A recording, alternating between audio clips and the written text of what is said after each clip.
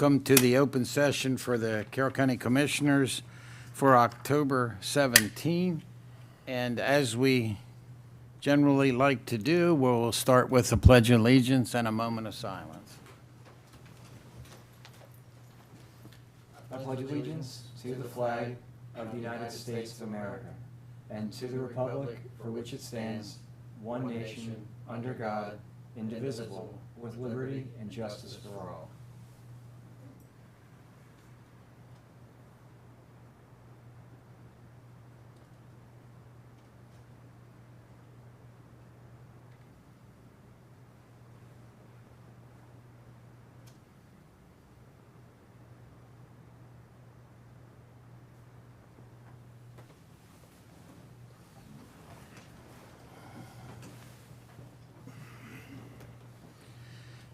And Commissioner Guerin, I think it's your I turn. think it is mine, and just, I'm going to pass. I don't really have anything this morning, but just, good morning, Carroll County. Beautiful weather, beautiful day, and everybody enjoy the weekend. That's all for me. That was good. That was, I like that one. Well, I will go next. Good Yeah. morning. I'm just going to have a couple quick comments. Obviously, one, I know everyone is waiting on whatever letters may come out regarding the power lines. We're all going to be waiting to see how that shapes out with that final route, which we may know within the next couple of days. Anyone that receives a letter, please, by all means, reach out to the commissioners. We're watching as well, but waiting to see where that route heads and what possibilities of that final route end up being. Would greatly appreciate that. I was very fortunate this week. We have the photo up. I was there with, this is part of the Carroll County government crew. Was very fortunate to be presenting a proclamation to the Carroll County Women's Conference, which was held at McDaniel College. I was able to be there for the very beginning of the event the other morning. It was 350 women from Carroll County. It was an incredible group of women that ranged from, entrepreneurs, business owners, 2 college presidents, the head of the school board. I'm not going to mention all the various groups and job titles, but it was an exceptional group of women, and it just goes to show you the influence and involvement and strength we have in our community thanks to the many, many wonderful women that are in leadership roles. Also, I would be remiss if I didn't mention this very briefly in my remarks. I did mention 2 women from Baltimore, which I know people would question why 2 women from Baltimore. They were suffragettes. They were involved with helping with rehabilitation of soldiers in World War I, and they were 50 years. They owned a business in Baltimore called the Artisans. They were entrepreneurs, and those 2 wonderful women were my great-great aunts. So I have the utmost respect for the women, not only in our community, but in all communities, and what they do and what they bring to not just our community, but county and state, federal, and worldwide. I think we have an exceptional group of women that were there that day, and it was a pleasure to be a part of that event, and was impressive. I will say there were 7 men in the room. We were slightly outnumbered, but it was great to just feel that energy that early in the morning, and I know it was an exceptional event. The only other thing I'm going to bring up very briefly this morning, in case anyone has not heard yet, it's some unfortunate news. The Westminster Halloween Parade this year has been canceled. I don't know of the specifics regarding that yet, but the American Legion had posted, I guess, a day or so ago that the Halloween Parade this year has been canceled. I'm hopeful that that's, just 1 year that's going to occur, and we'll get it back on track hopefully next year, because I know that's always been a favorite for anybody in the community. Had some plans myself for that, which I won't get into. I'll save them hopefully for next year, but let's hope we get to see that wonderful parade again, and that's all for me. Mr. Vigliotti. Well, thank you very much, Commissioner. Like my friends up here, I will be pretty brief today. So along with Commissioner Kyler and Commissioner Gordon, I had the pleasure of attending the annual Carroll County Farm Bureau Banquet and Business Meeting at Pleasant Valley Fire Hall on Tuesday evening, where Secretary Kevin Addix served as the special guest speaker. It was very well attended, and everyone that I spoke to was very grateful for the stand that is being made against the Public Service Commission regarding the solar development of agricultural land, and also the stand that we are taking as a county between the government, our citizens, and other groups against the power lines. I bring this up because one of the primary policies that the Farm Bureau is pursuing, the premier policy really, is opposition to eminent domain. And eminent domain is a threat which the power line company PSEG has already threatened our citizens with, and it strikes at the very heart of our community and local control, and really does go to the core of the entire Maryland Piedmont Reliability Project.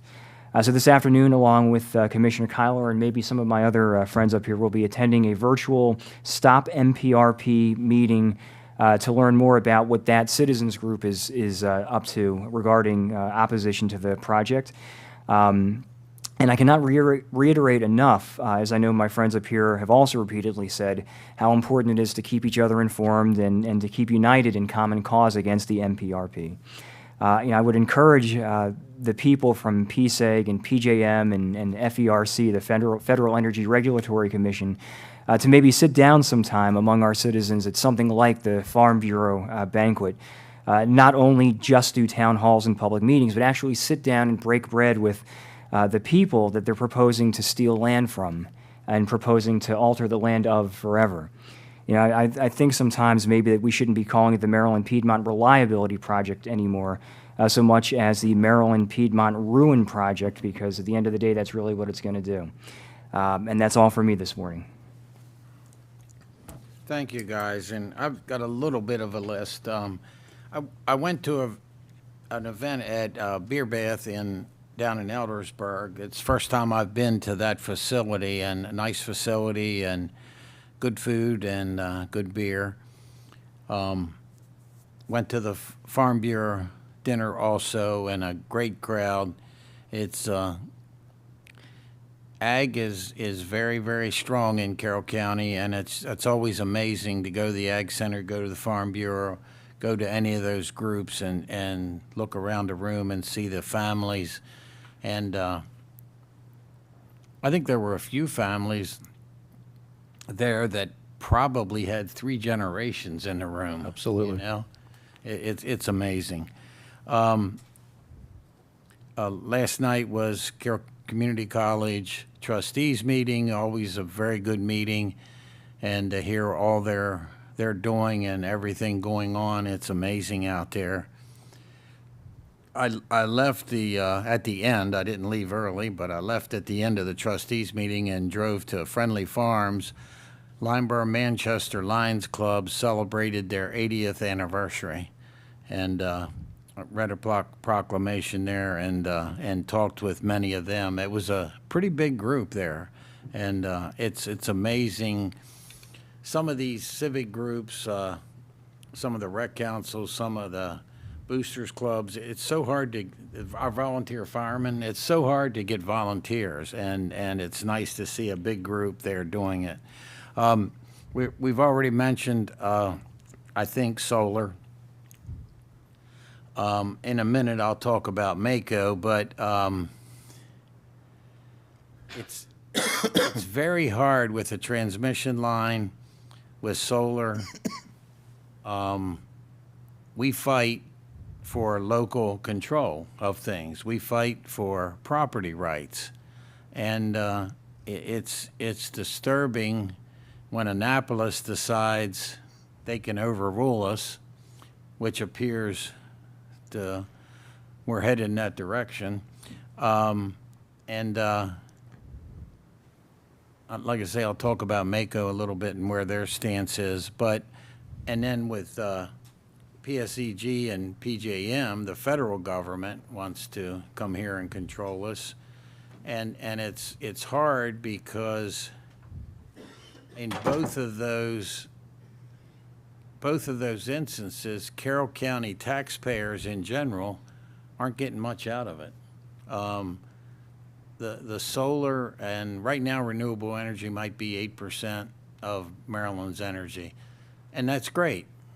But this is some landowners who bought ag remainders from farmers. I don't know of any, and I'm sure I'll get an email or a call if I'm wrong. I don't know of any solar project community solar project in Carroll County that's being done by a farmer.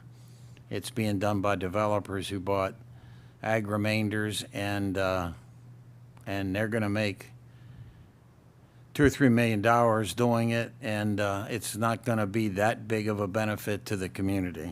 We're fighting it, but and I know everybody, if and when anybody loses any of these battles, they all want to lash out to somebody. I'll be very curious how it works. PSEG with the transmission lines, and I think this is all over Facebook too, but they probably have mailed, they've selected one route. They had 11, 10 and a half routes, depending on how you want to look at it. They've selected their proposed route. It's not public yet. They mailed letters to anybody that owns property that they want to get an easement from. They mailed another set of letters to anybody within 200 foot of an easement. They're going to follow that up, but probably in November, with letters saying, here is our selected realtor. They'd like to meet you and talk and negotiate with you over the easement. So it's all coming. PSEG has a website. On their website, either late Friday or early Saturday morning, they will post their selected route. So I have my guesses based on who they've talked to and what they've done on parts of it, but I'm not sure if I would be right, and then part of it I'm not sure of. Mako had 2 meetings yesterday, another meeting about 2 weeks ago, and the legislative committee, when Mako wants to have 4 initiatives this year moving in, and one, more flexibility with local revenue structures, and they want to talk about Project Open Space as part of this. One of the things they'd like to see with Project Open Space, or we of the members of Mako would like to see, more money, but that's hard to do because a lot of it depends on transfer taxes and how many homes are sold. But the flexibility on how we spend it. Right now, a good percentage of it has to go to land purchases. And a lot of the counties, and I think we've mentioned that here, you get to the point of, do you want to buy another 100 acres when you're not sure you can afford to develop it or how quickly? So there's going to be a push this year to see if we can change that percentage so you don't have to use quite so much for land purchases. Local transportation funding, that's an initiative to work on that. And again, we desperately need that in Carroll County. I love this. I'll read this. I love this initiative. Align blueprint with current implementation realities and economic conditions. It's sad that, and I said it 4 years ago, Dr. Kerwin knows more about education than I'll ever know. I hope he has a good financial advisor because he doesn't know how to implement anything and he doesn't no clue about money.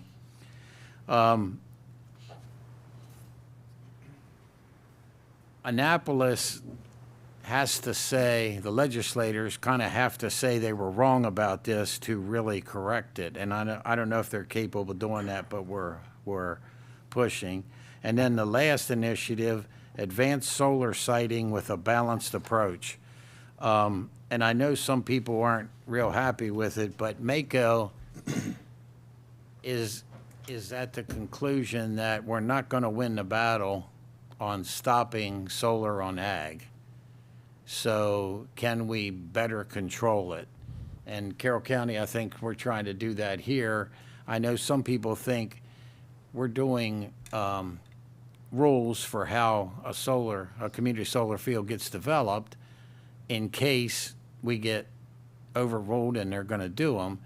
That doesn't mean we've given up. We're still fighting, but we do want rules in place if it happens. So That's where we at with that. There was a big discussion within Mako, and none of this will be a surprise, but most of the rural counties feel like we should have local control. Some of the bigger counties that are more positive on everything ought to be electric, of course, they want it. So it's a mixed group talking about it. The one good thing about Mako, which I think we've said before, each county has an equal vote. It's not that, or Baltimore City. It's not that Baltimore City or PG County outweighs us because they're bigger. We all get an equal vote. So that's a little bit update on Mako. I wanted to make sure you did that. Commissioner Gordon and I went to Veterans Advisory. The Ag Center and the Farm Bureau are both working on some issues out at the Ag Center with ADA compliance with horse rings. And that's a very tough subject, and I hopefully we're going to get maybe our delegation involved looking at it. If it has to be made ADA accessible, it's going to cost a fair amount of money. But the other problem is, and common sense doesn't always weigh in, some people think there should be concrete walks going to each horse ring and concrete areas for accessibility.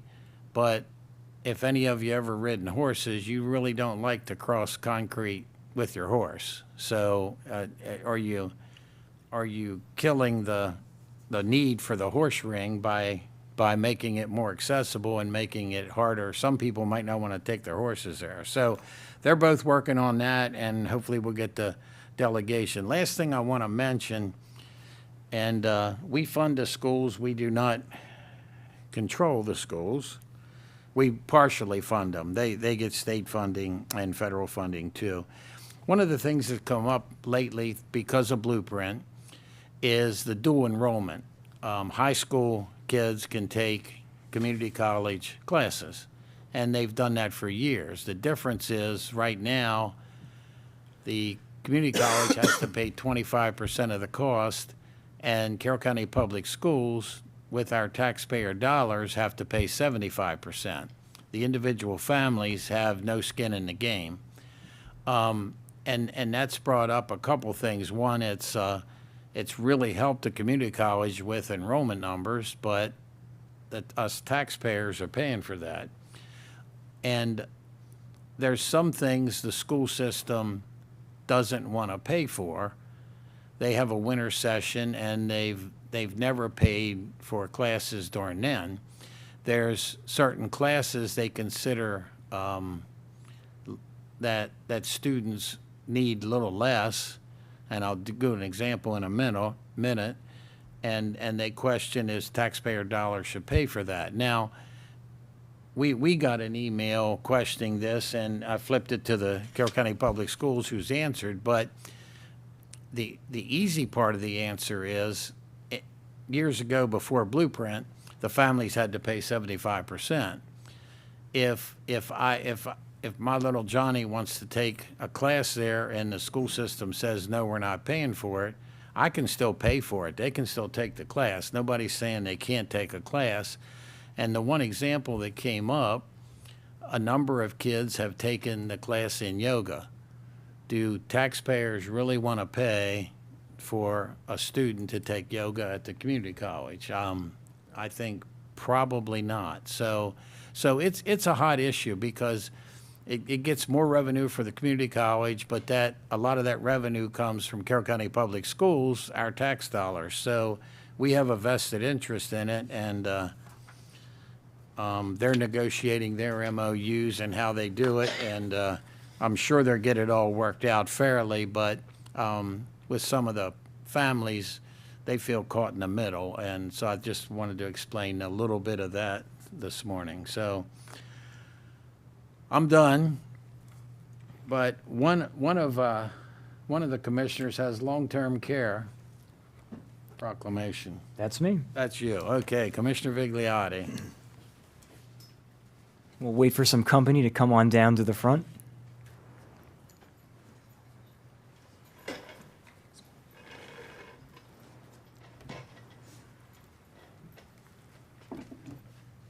Good morning, everyone. Morning. You want introductions before you read? Yeah, why not? Okay. Okay. I'm going to give you all some if that's real quick. Sure. Oh, my gosh, homework. Yeah, thank you. Thank you. Thank you. And if you lay Thank you very there, much. I should have said that. Commissioner Rothstein is in St. Louis representing Carroll County. I think he comes home tonight, and so he's not with us today, but he's definitely working for us, right? We can assume that. Well, good morning, Commissioners. I'm here this morning. I'm Celine Steckel, the Director of Citizen Services, and I'm joined by Gina Valentine, our Bureau Chief of Aging and Disabilities. Also Gail Gannon, who's our Ombudsman Manager, and then Mackenzie Streeter, who is our Ombudsman Coordinator. And we are here today before you because it is Residents' Rights Month. And these folks do fantastic work ensuring the rights of our residents in long-term care and assisted living facilities across the county. So I'll let you kind of get to your piece, and then we'll have a lot more to say about what we do as far as ensuring resident rights and making people aware. Awesome. Well, thank you very much. Thank you for being here this morning. So I have a proclamation for Long-Term Care Residents' Rights Month, October 2024. Whereas 10 nursing homes and 30 assisted living facilities are licensed to operate in Carroll County, providing approximately 1,800 beds for short-term rehab and long-term care. And whereas federal and state regulations guarantee residents their individual rights in order to promote and maintain their dignity and autonomy. And whereas all residents should be aware of their rights so they may be empowered to live with dignity and self-determination. And whereas the theme for Residents' Rights Month 2024 is The Power of My Voice, aims to celebrate individuals residing in long-term care communities and acknowledging their ability to voice their needs and desires, as well as their right to live fulfilling and enriching lives. And whereas Residents' Rights Month is an opportunity to recognize residents, long-term care ombudsmen, citizen advocates, facility staff, and family members who work daily to promote and support residents' rights. Now, therefore, we, the Board of Carroll County Commissioners, do hereby proclaim October 2024 as Long-Term Care Residents' Rights Month in Carroll County. We urge every resident to take time this month to acknowledge long-term care residents and the people who care for them for their valuable contribution to our community. Adopted the 17th day of October 2024, signed the entire Board of County Commissioners. All yours. Turn it over to you, Gina. Good morning. When residents move into long-term care facilities, nursing homes, and assisted living facilities, many times they do not understand that they have rights. And it's important for them to understand that they do have a voice and they can speak up. And so Gail and Mackenzie, they work very hard at that day in and day out, visiting all of the facilities to educate the residents, their family members, and staff members included, about the rights that residents have and to make sure that those rights are protected and upheld. So I'm going to turn it over to Gail. Well, thank you, Commissioners, and thank you for recognizing October as Residents' Rights Month. As Gina mentioned, Mackenzie and I go into all of the long-term care communities in Carroll County on a regular basis, and we meet one-on-one with residents. We educate them about resident rights, but another thing that we love to do is go to resident council meetings. And these are monthly meetings where the residents gather together and collectively advocate for themselves. And what I did last year in October for Resident Rights Month is I brought the proclamation with me, and I read it to residents and showed it to them, and it was so meaningful and impactful for them to know that the commissioners and the broader public are recognizing them and their contribution to the community. And it's important to the caregivers as well. It's difficult work that they do to care for the older adults and the individuals in long-term care. So it's very meaningful to have this recognition for them. And Mackenzie will speak now to what we're doing to educate residents this month on resident rights. Yep, so part of this month, we are handing these out not only to resident councils members, but also the residents when we visit them. This folder that has some resources and information. So inside we have a packet that's for engagement, but also education, different puzzles, things that have resident rights in there. We're also giving out these pocket planners because on multiple occasions, I'll go visit residents and they'll tell me, I don't even know what day it is today. You know, so it's important not only for appointments, but also just to have this calendar. So we have this as well. And then on this other side, we have basic rights for long-term care residents, assisted living and skilled nursing rights. We also have advocacy suggestions. Again, because as Gina said, a lot of times residents don't know that, they can speak up for themselves. They don't know, they think, oh, we have to follow the rules here and do all this. But we, so on there, it recommends, to educate yourself, be familiar with things, to report your concerns. And then the last one here is just tips on how to take care of yourself, because we feel that's very important for residents to do, to, remember that they're first and, they should focus on them. So, and then we have at the bottom information, our contact information. So, and as well, that we give these other little things out. So one issue we see is staff members, other people will come in not knocking on their doors. They'll just come right in, or they'll knock and they'll come in. So this is just a reminder to please knock before you come in. And then on the back is noting other rights. And then here's just a little reminder. It's a bookmark, so we have that as well. Little things that we give out. Not only actually do we give these out this month, but also all year round. Yeah. Mhm. Yeah. That's really awesome. Thank you for everything that you do. And so let's say I'm a resident at some facility and I have some concerns or some issues that I want to address. Who's the best person to get in touch with? Is it you? Is it? Both of us. I mean, I guess, so I would say when we go on our visits, we give out a postcard that has our contact information. That can get around. I even tell residents that are as happy as they can be at the facility, if they know anybody else, one of their peers, if they need any concerns, pass this along to them. Also in facilities, they have a posting of who, if they have a concern, who they can call, whether, I believe, the state or the local ombudsman program.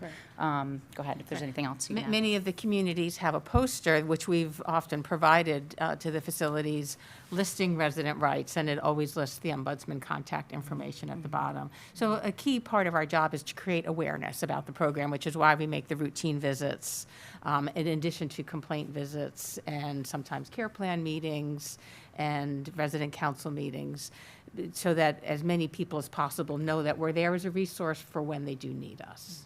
Awesome. Well, thank you very much. Gentlemen?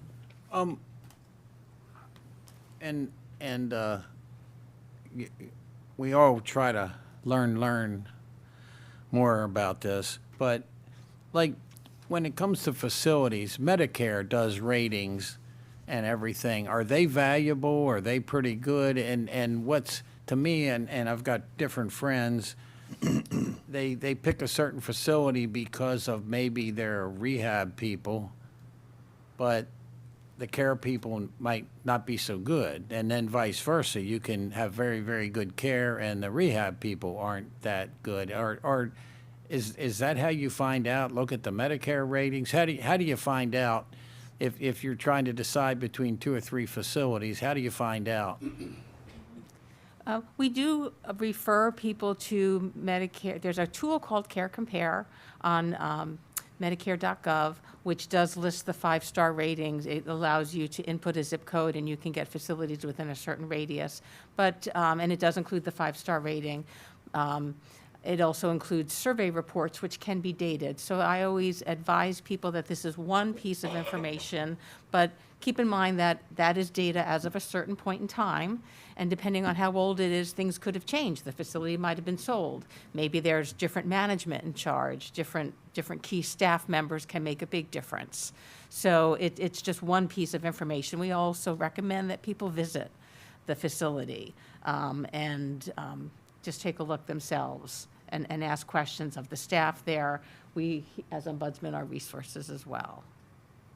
And something else I didn't realize, and maybe everybody else does, but there's private caregivers, and if you have someone at home, you may bring in private caregivers, but you can also, I think, insist at most facilities that you'll furnish a caregiver to be there, because the staff, the medical people can't do everything, and but it's two-edged. You also want the private caregiver not to interfere with anything medical, but they're your eyes and ears when you're not there. And is that common or not that common? I wouldn't say it's common, but it's not uncommon. Some family members do choose to engage a private duty aide to be with their loved one, and that may be in cases of someone maybe with advanced dementia who may require more one-on-one attention.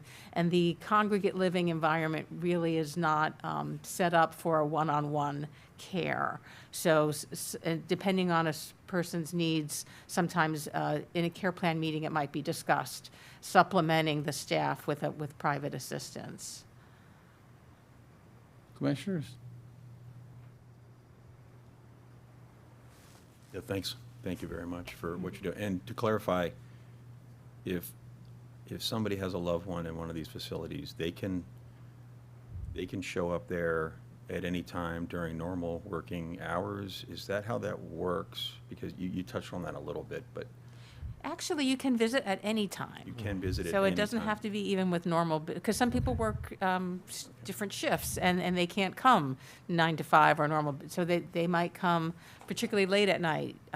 And facilities should accommodate that visit, provided the visit is not disruptive to the other residents in the community. So if a person has roommates and a visitor comes in at 11, they should, be respectful of the roommates and not disturb the others. But family members can visit at any time. All right, that's the best way to find out what's going on, is to just And visit show at different up. times of the day. Don't Yes. visit the same time There you every go. single That's day. another good idea. Yep. Okay, thank you.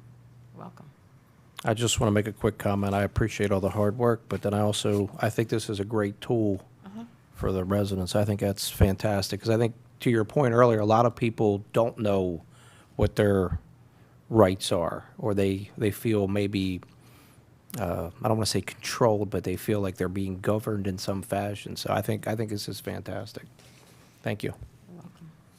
So do we want a photo? Yeah, let's do it. Ooh. You want to stay up here? I think for this one, we can go down because there's not 800. enough room for Yeah.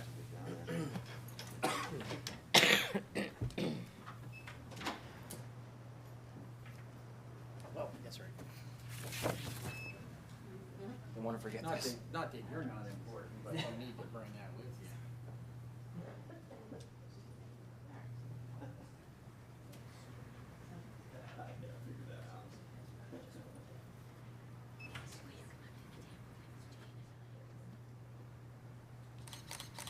Thank you. Thank you.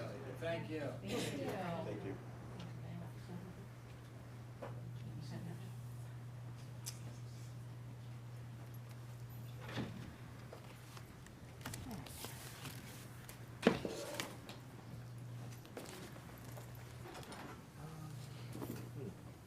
Is that right, workforce development? I think Commissioner Garen's going to tell us about National Community Planning Ew. Month. Mr. Hine and Ms. Daly, come on up.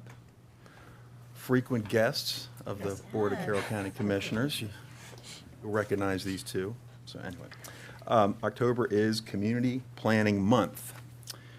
Community Planning Month, October 2024. Change is constant and affects all cities, towns, suburbs, counties, boroughs, townships, rural areas, and other places. And community planning and plans can help manage this change in a way that provides better choices for how people work and live. And community planning provides an opportunity for all residents to be meaningfully involved in making choices that determine the future of their community. And the full benefits of planning requires public officials and citizens who understand, support, and demand excellence in planning and plan implementation. And this year marks the 60th anniversary of the adoption of the first Carroll County Master Plan on May 13th, 1964, and an ongoing commitment to planning and land management that reflects a unique local response to the challenges and opportunities it poses. And the month of October is designated as National Community Planning Month throughout the United States of America and its territories. And the celebration of this month gives us the opportunity to publicly recognize the participation and dedication of the members of planning commissions and other citizen planners who have contributed their time and expertise to the improvement of Carroll County and its municipalities. And we recognize that many valuable contributions made by professional community and regional planners of Carroll County and its municipalities, and extend our heartfelt thanks for the continued commitment to public service by those professionals. Now, therefore, we, the Board of Carroll County Commissioners, do hereby proclaim the month of October as Community Planning Month in Carroll County in conjunction with the celebration of National Community Planning Month. So again, thanks for both of you being with us. We are in the midst of a master plan revision, so this is a timely dedication. Right. Absolutely. Yes. So, yeah, just wanted to thank everybody for recognizing the hard work that planners have done over the past 60 years. It's really inspiring to think of the vision and the work that has been done, both by the Planning Commission, the planners on staff, as well as the elected officials, to really help form the fabric of what our community is. And I'm honored to be part of that process, especially as we embark on the next phase of the master plan. And just wanted to thank you for recognizing that hard work that's been going on. I'll turn it over to Daphne, and I think she has some interesting news or exciting news to convey. Yeah. So as you mentioned, Commissioner Guerin, we are embarking on the update of our master plan, which started back 60 years ago. And I just want to, before I launch into some exciting information about the master plan update, I do just want to recognize that, the idea of planning and why we plan really grows out of this recognition of the importance of being able to direct our own growth and to choose how our communities look and how they grow and maybe where they don't grow, and putting in place the mechanisms to help make that vision a reality. It takes a lot of involvement from everybody that's already been mentioned here, but I especially want to call out all of the citizens that dedicate their time. They come out to meetings, they share their thoughts, they work really collaboratively in this effort. And while we can never please everybody, we hope that the end result is something that gives us a good blueprint for the future, and that we can all kind of get behind. I think we've recognized that what was put in place in 1964 and has continued to evolve has served the county pretty well as a kind of a broad pattern for directing our growth and protecting the land outside of our growth areas. So with that, I wanted to introduce you to our new website for the master plan update. A big shout out to Chris Swam, who has worked really hard to put this together. It is a work in progress and will continue to be a work in progress as we add content, as we go through this update process and add ways for people to be involved and to provide their feedback. I just want to point you to a couple of things on the website that we've got already in motion. And so on the homepage, and I should mention the URL is carroll2035.org. And on the homepage, we've got a couple of things that people can do right off the bat. You'll see on that middle portion there on the far right, there's an opportunity for people to subscribe to our mailing list. So anytime there are updates that are posted to the website, they'll get a notification about that. We also have two different surveys that people can participate in to give us a sense of where they are with things. One is a sort of fill in the blank, in your own words type of survey that give people an opportunity to take part in some of the discussions that we've already had and the Planning Commission has already had. So some of these questions will look very familiar to you. We're trying to get a sense of what people think is going well, what they would like to see improved, and maybe what their vision for the future is. The second survey uses some of the feedback that we've already received from you all to give people a little bit of maybe a quicker option for doing a multiple choice selection to give us their feedback. It's a way of testing what we've heard from you, from the Planning Commission, from other folks out in the field, and making sure that we've got the right picture in mind as we go forward. And then beyond that, Chris, if you could go back to the homepage, I just want to point out a couple of the key tabs and ways that people can get information. The Building the Plan tab will give you a sense of what the process is, why we have a master plan, and what we're putting together in terms of a update process. Then we have another tab called the Driving Ideas. These are what we've heard from you guys as the main things that you want to focus on during this plan update.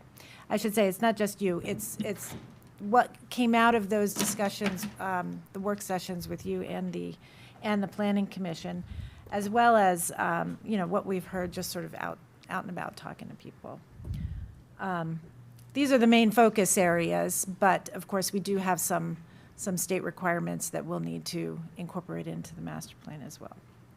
The current work tab is where people can go to just sort of see what we've got in motion right now.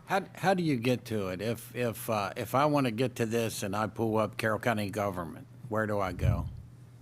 So the direct URL is carroll2035.org, but there should be a way to access it as well from our county page. website. Yeah. Yeah. Yeah. Okay. The other two tabs on that website are maps and resources. It's really kind of where you can go to get some reference materials. So I want to make sure that people know that this is out there. We're launching it today. It's the main way that we'll kind of track with this process. And I think Chris has already started putting out some social media updates for people to follow along as well. So thank you for all of your involvement so far. We're looking forward to continuing to collaborate with you, with all of the stakeholders that are affected by what we're doing here. And hopefully this will be a good tool for us to be open and inclusive and make sure that folks feel like they have a voice and an opportunity to be heard as part of this process. If somebody, and not me, wants to watch the work sessions that have happened, are they on this same group of pages? Absolutely. Under the Resources tab at the far right, it's the very first thing. It's the video archive. You can go there, and all of the work sessions and information discussions that we have will be posted here. Any of the presentations that are shared during those work sessions are also available just by clicking on them, so people can see the presentation in isolation if they want. But that's all going to be posted there, and it'll be a cumulative thing as we go through the process. That is absolutely awesome. And as you both know, one of the questions that we've had, and me as well, has been how do citizens who want to be aware of things, or if they want to get involved in the process, how do they do this? And when this website launches, I think this is going to be an incredible opportunity to be involved. We all say all the time that as Commissioner Rothstein does it, nobody knows Carroll County better than Carroll Countyans, and to have them involved at such a foundational level of this is incredibly important. And I cannot compliment you both and everyone enough on this website and creating the capacity for citizens to be a part of this process. So thank you for that. Thank you for what you do on that note. Absolutely. Anything else? Ready for a picture? Yeah. I think we can do a picture, right? You have anybody else with you? Just you two. They're all busy working. They're all, oh, man. They're all planning. I kind of set you up, didn't I?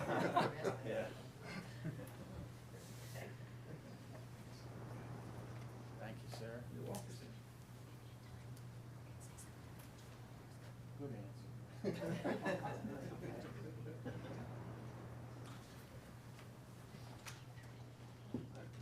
Over here.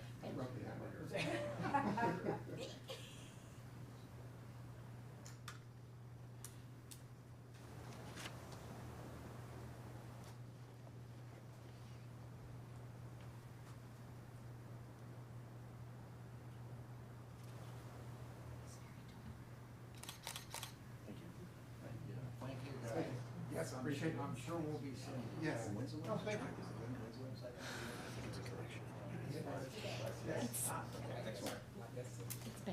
Almost, Duffy. We'll take it.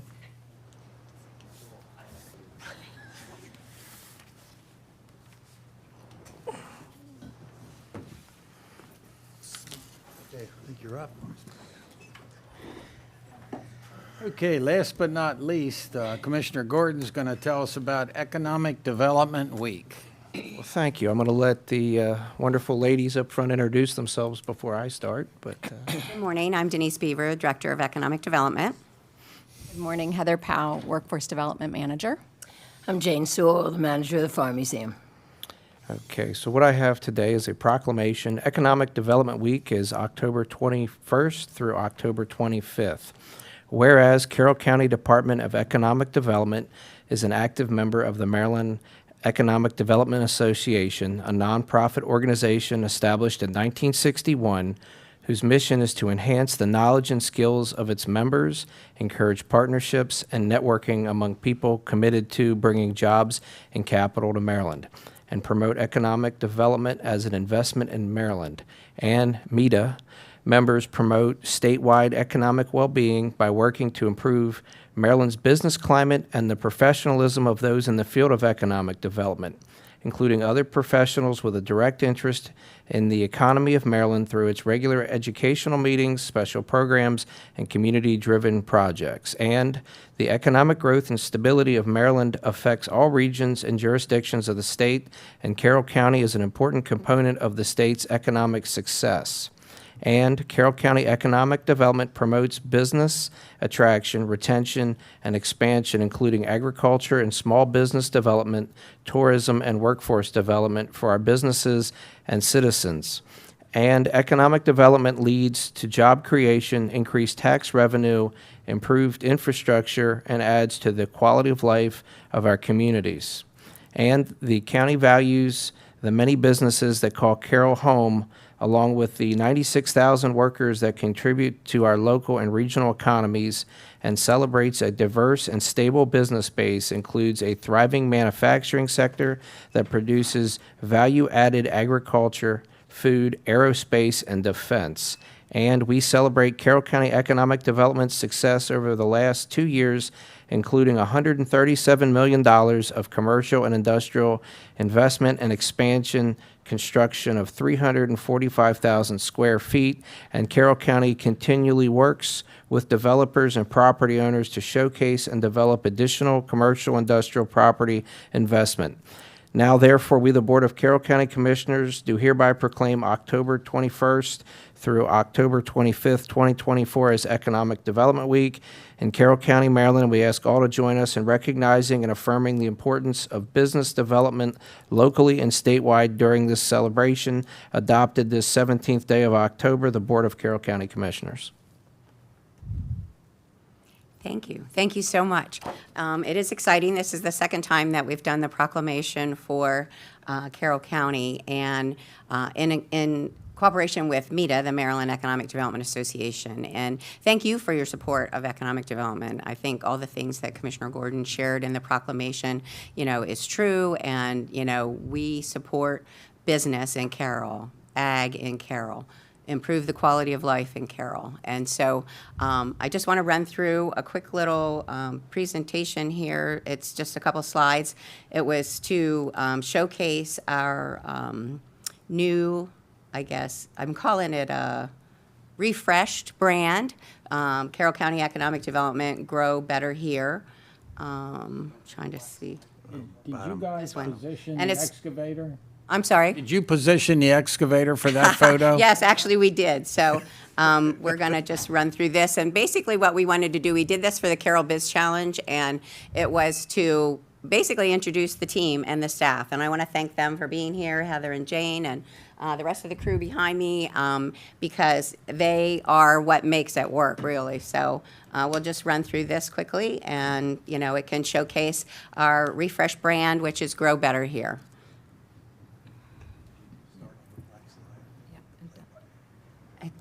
Which one is this one?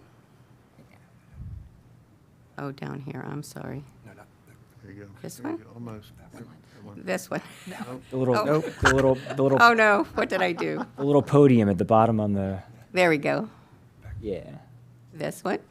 Oh, yeah, that little podium. This right there. one? Yep. You got it. Yes. There we go. We got it going. A little bit of music. Yeah.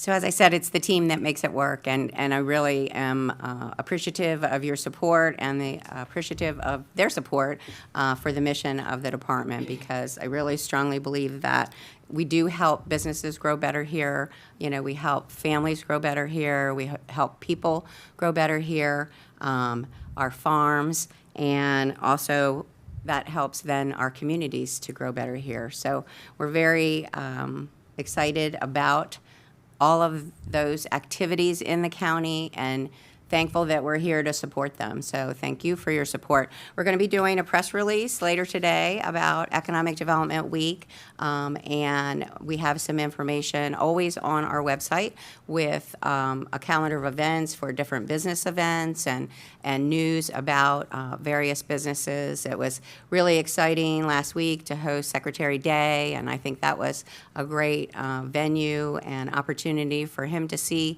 what we have going on here in Carroll County. And many of the other secretaries have been here that we've hosted them as well, with Secretary Anderson with Commerce and Secretary Addix with the Department of Agriculture. So as you know, we do a lot every week. We've got a couple job fairs coming up over the next week or two. On the 23rd, we have a virtual job fair through the Carroll County Workforce Development, and then we have an in-person job fair on the 28th. So lots of events. Events are wrapping up at the Farm Museum.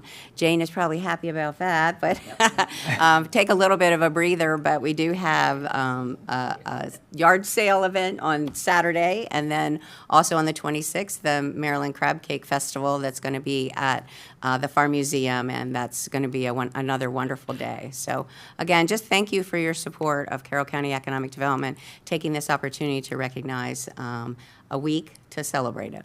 Thank you. Wonderful. Thank you. Thank you, and you have a group here, correct? do. So maybe we want to stay up here and Yeah, get your whole group up for the photo op, right? Absolutely. That would be great. Yes, thank you. Since unlike planning, Yeah. economic development is not working. No, that's not true. I took a 5-minute breath, you know. That's right. A lot of hard workers. There are a lot of people that are not here that are working, and so, but yeah, I see this as a show of support, you know, for you. Yeah. I would Okay, agree. That's right. You were well represented at the Denise, women's conference. Do you want to guys mean introduce who's here business. with you before we take the picture, just so they can Sure, be yeah. recognized? Yeah, we have Scott Singleton, who's our business consultant at the Workforce Center, Stan Whiteman, who is operations and resource manager, Tammy Haynes, who is the employment services supervisor, Brian Snyder, he's here, he does everything. We have Chris Weinbrenner back in the corner, marketing and special projects, you know, Diana Hare, who's with agriculture development, and Elisa Geffert, who is our admin, and helps us all pull it all Yeah. together. Keeps it Welcome, all together. everybody. Keeps you moving. That's right. The glue. So Welcome. Come on. Come on. So, come on down. Stay up here? Okay. You, I knew you would say that. Anyway. Thank you. He stole my line. I don't get a lanyard. Oh. I didn't want to I didn't want to say this as part of Priority Carol, but that's Roberta Wyndham. She's been on extended vacation. I haven't seen her lately, but yeah, so, Reintroduce me. I would rather beat the Farm Museum. Yeah, it's better now. I don't know. It's weird. Can you see us all? big group. Good morning, all. Thank you. You're good.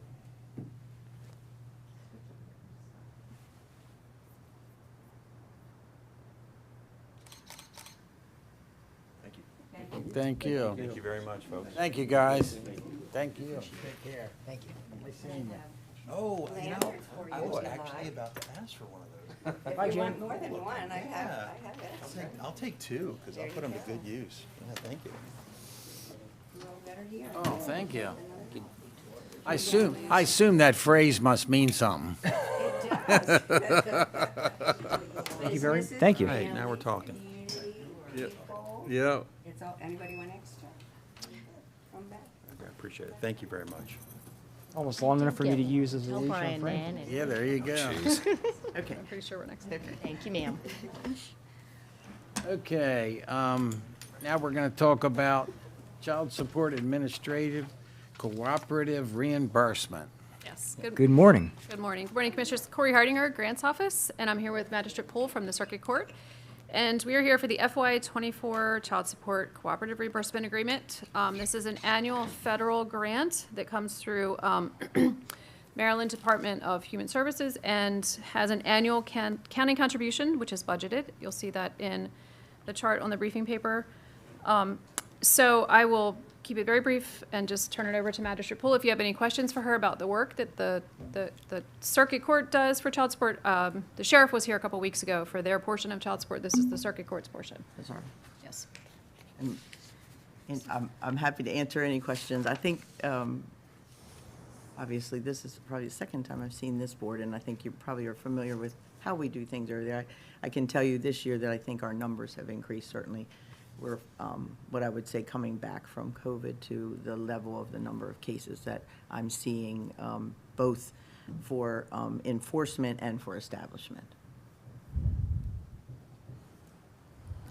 Motion to approve the submission of the FY25 Child Support Administration Cooperative Reimbursement Agreement and accept the award. Second. Have a motion and a second. Any questions or discussion? All those in favor? Aye. Opposed? Thank you. Thank you you. all very much. Thank you. And I'll be bringing this by Commissioner Kyler for, for signature. So, thank you. Yeah. Yes. He has to read it first. Yes, you have to. He has to sign every single page. Well, there's quite a It's few. close so- to it. Thank you so much. Thank you. Proposed revisions to Chapter 34 Ethics. Good morning, Commissioners. This is a public hearing to solicit public comment on some proposed amendments to our local ethics ordinance. Quickly, by way of background, in 2021, the state legislature enacted some changes to the state ethics law to address some ethical lapses by some of our state officials, and they immediately assume that you're all crooks. You have to incorporate all these changes into your local ordinances. So by state law, we have to do that. So these amendments are to bring our ordinance into compliance with the state law by updating it accordingly. The three changes concern, one, the use of confidential information. Rather than there being a blanket prohibition on the use of confidential information obtained in the course of your holding office, it allows you to use that information as sort of a whistleblower. If you obtain information that the public should know about, that otherwise would not know about it, because you got it in the course of your employment, you should be able to disclose that without an ethical violation. That's just clarifying that for the general public. Secondly is this, the MACO MML provision, which still has us all shaking our heads, but you have to incorporate a provision in your local ordinance providing that any gifts of $20 or more that you receive from a MACO or an MML type organization, or $100 cumulatively in a year, must be put on your financial disclosure statement. And the last is just additional protection for complainants. It's clarifying that not only can officials not retaliate against individuals who report ethics violations, their employees cannot retaliate against the person making the complaint about ethical violations. So the manager couldn't retaliate or fire somebody if they make a legitimate ethical complaint. So, any questions about the three changes? Will any of this change the form itself that we have to fill out, or is this just more about how we fill it out? We might have to make some amendments just to reflect the MML stuff, but shouldn't result in many changes to your form. They've never given me anything. I've never won anything. I've never, right? Yeah. Any other questions of the board? So is today a public hearing and adoption, or it could be either or is it a? You can do both today, or it could be either or if you want to wait for any additional public comment. And we have no callers, correct? That is correct. And I don't see any members of the public here that wish to comment.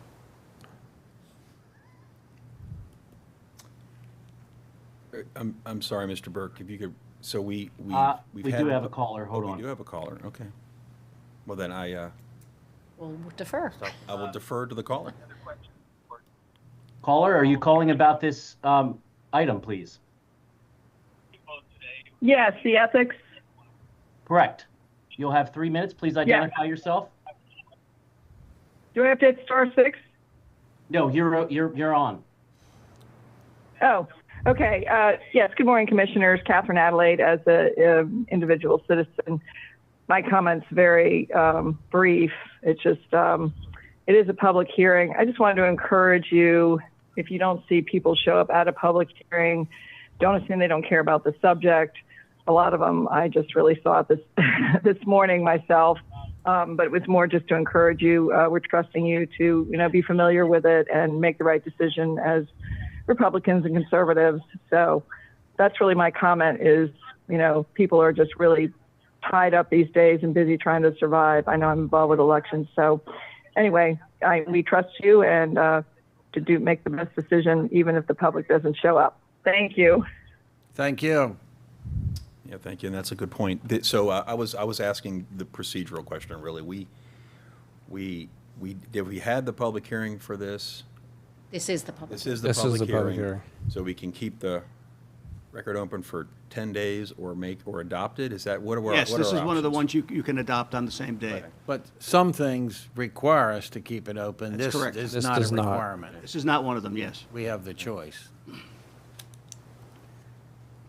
What are you feeling, Commissioner Garing? I would always defer to allowing the public an opportunity to see things rather than make any decisions without them given that opportunity. So my desire would be to keep the record open for 10 days and then it would come back to us for adoption. Is that okay.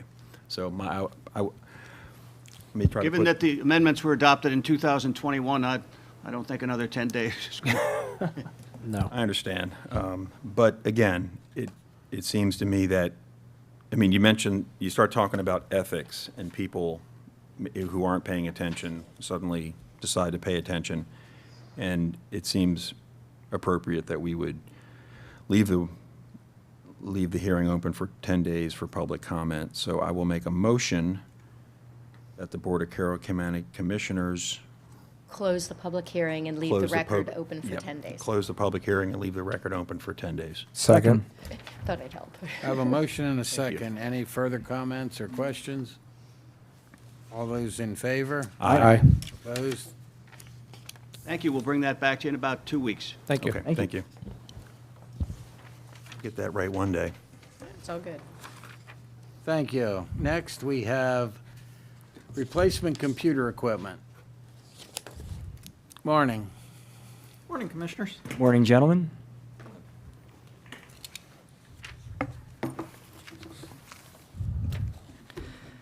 The Office of Procurement in cooperation with the Department of Technology Services requests your approval to purchase replacement computer equipment for technology services stock from Dell Computer Corporation in the amount of $51,991.04. This purchase is being made through a Maryland Educational Enterprise Consortium contract that was awarded to Dell.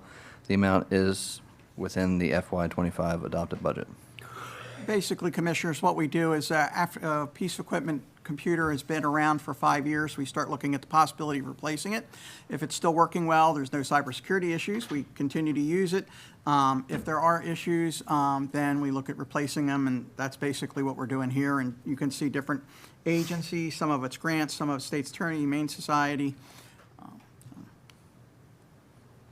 Motion to approve the purchase of replacement computer equipment from Dell Computer Corporation in the amount of $51,991.04. Second. I have a motion and a second. Any further discussion or questions? All those in favor? Aye. Opposed? Thank you. Now approval to purchase Microsoft Office 365. The Office of Procurement, in cooperation with the Department of Technology Services, requests your approval to purchase the annual renewal of the Microsoft Office 365 and exchange subscriptions to Software House International in the amount of $355,728.39. This purchase is being made through a Maryland state contract. The amount is within the adopted FY25 budget. This software is used by everybody in the county. They may not use all of the apps in it, but most people are using at least the email and the Word product that's there. Comes out to about $25 per month per user, which is a fairly standard rate for software as a service. Motion to approve the purchase for the annual renewal of the Microsoft Office 365 and exchange subscriptions to Software House International in the amount of $355,728.39. Second. I have a motion and a second. Any further discussion or questions? All those in favor? Aye. Opposed? Thank you. Thank you, Commissioners. Thank you. Thank you. Now, approval to submit application and acceptance of award federal 2024 Continuum of Care. You look kind of familiar. Yeah, right. I Nice feel to like see I've been you here again. before. All right. So good morning again, Commissioners. Good morning. We are here, as you said, seeking approval to submit application and acceptance of the award for the federal 2024 Continuum of Care funding. And I'm joined this morning with Stephanie Holly, our co-chair of the Circle of Caring Homelessness Board, and then Scott Yard, our CEO of Human Services Programs, Inc., which is our shelter service provider within the county. And then Corey Hardinger is also here as our grants analyst from the grants office. As part of our ongoing efforts to end homelessness in Carroll County, we work to empower all the citizens to be self-sufficient and to have stable housing and a safe, healthy life by maximizing community collaborations. Our strategic goals include a focus on preventing and ending homelessness among veterans, the chronically homeless, and for children, youth, and families. Carroll County serves on average between 500 and 600 homeless each year, and there are several subpopulations that require additional intensive resources, which include older adults age 62 and older, unaccompanied youth, and again, the chronically homeless. The COC grant allows us to seek funding that assists us in providing these services and housing. We have accessed this funding since 2002, with the board supporting the local match required to secure the funding. This year, there is a bonus permanent supportive housing project that would increase our allocation for that program line and provide additional funding for a few more units for housing. The COC does fund and also supports the COC funds support coordinated entry, which is a countywide point of contact for homeless persons offering low barrier access to housing, shelter, and supportive services, and also planning funding, which supports citizen services staff to provide oversight and monitoring the projects. And then also, again, additional permanent supportive housing, which is administered by HSP as well as the coordinated entry. So I'm going to turn it over to Scott Yard to share a little bit about the coordinated entry, the services that are provided, and then also permanent supportive housing. Sure. So I'll give you I'll tell you a little bit about how it works and then tell you a little bit about what the stats are. So coordinated entry is when it is a HUD requirement that when an individual is seeking homeless services, they have to go through essentially one access point. And that access point is called coordinated entry. So this is how you would meet with someone and say, hey, I'm homeless, or hey, I'm about to be homeless. What it also does is allows us to screen individuals first. So what we do is we assess someone from the beginning. When someone comes to HSP, they may say, I'm about to be homeless. And we may say, okay, well, what's your situation? And we find out that they are about to get evicted, and then we may be able to support them and help them get their eviction turned off and work with the landlord or sometimes that's not an opportunity, and then they will actually go through the coordinated entry process. And when they go through the coordinated entry process, they give us a lot of information. We get a lot of details about who they are, and then they go on what's called the eligibility list. And the eligibility list would then put them on lists for the shelters, whether it's a family, whether it's an individual, or they would be also put on the list for rapid rehousing or permanent supportive housing. To give you some background, this year in FY24, we screened 557 individuals total. 367 of those actually went through the coordinated entry process. So what that means is roughly 200 individuals came thinking they were about to be homeless, but then through the continuum of care and other services that we provide, we were able to divert them and so that they did not have to go through coordinated entry or enter into one of the shelters. And then when you look at permanent supportive housing, in FY21, we served 45 individuals in permanent supportive housing. That's a program where the leases are in HSP's name, and we're supporting that individual case management. So these are individuals that were chronically homeless. They've been homeless several times throughout their life, and they have a disability. It might be physical, it might be mental health, it could be substance abuse, it could be all of the above. So they're getting ongoing support, and the lease is in our name. So we do a lot of mediation with the landlords, figuring out how to work with the individual. They do a class on how to be a good tenant, and the overall goal is once they're stable and supported, they would then move on and be eligible for a HUD voucher. In FY21, we served 45 individuals. This year, we served 52 individuals, and 85% of them were able to move onto permanent housing through a HUD voucher. They got the supports they need. They were very stable, and then they could move on to totally independent living. That's awesome. Thanks, Scott. So we have seen an increase in our chronic homeless numbers here in Carroll, which we do know is a trend nationally. Chronic homelessness is increasing right now. Our COC board has identified that our homeless service delivery system does contain gaps within our continuum of services that we provide. Although we have great services, there are some pieces we are missing. One of those, and you'll hear more about this later today with Tammy Black's presentation on medical respite, would be a place where we all identify there is a need for that, where we see people that may need a place to convalesce after a surgery, that they don't have someone at home that can help them with some of their needs as far as self-care while they're recovering from surgery. There are other individuals that may have needs for behavioral, medical health recovery, where they need a place to go and seek that stability beyond their emergent hospitalization, and we're seeing them back out on the street rather than in the care that they need, and a medical respite model could provide that. Another piece that we've identified as a continuum would also be a single room occupancy unit structure where there is congregate space in that location, so you would have different bedrooms, but then where you dine, where your kitchenette, laundry facilities, bathrooms are shared, but you would have intensive case management there.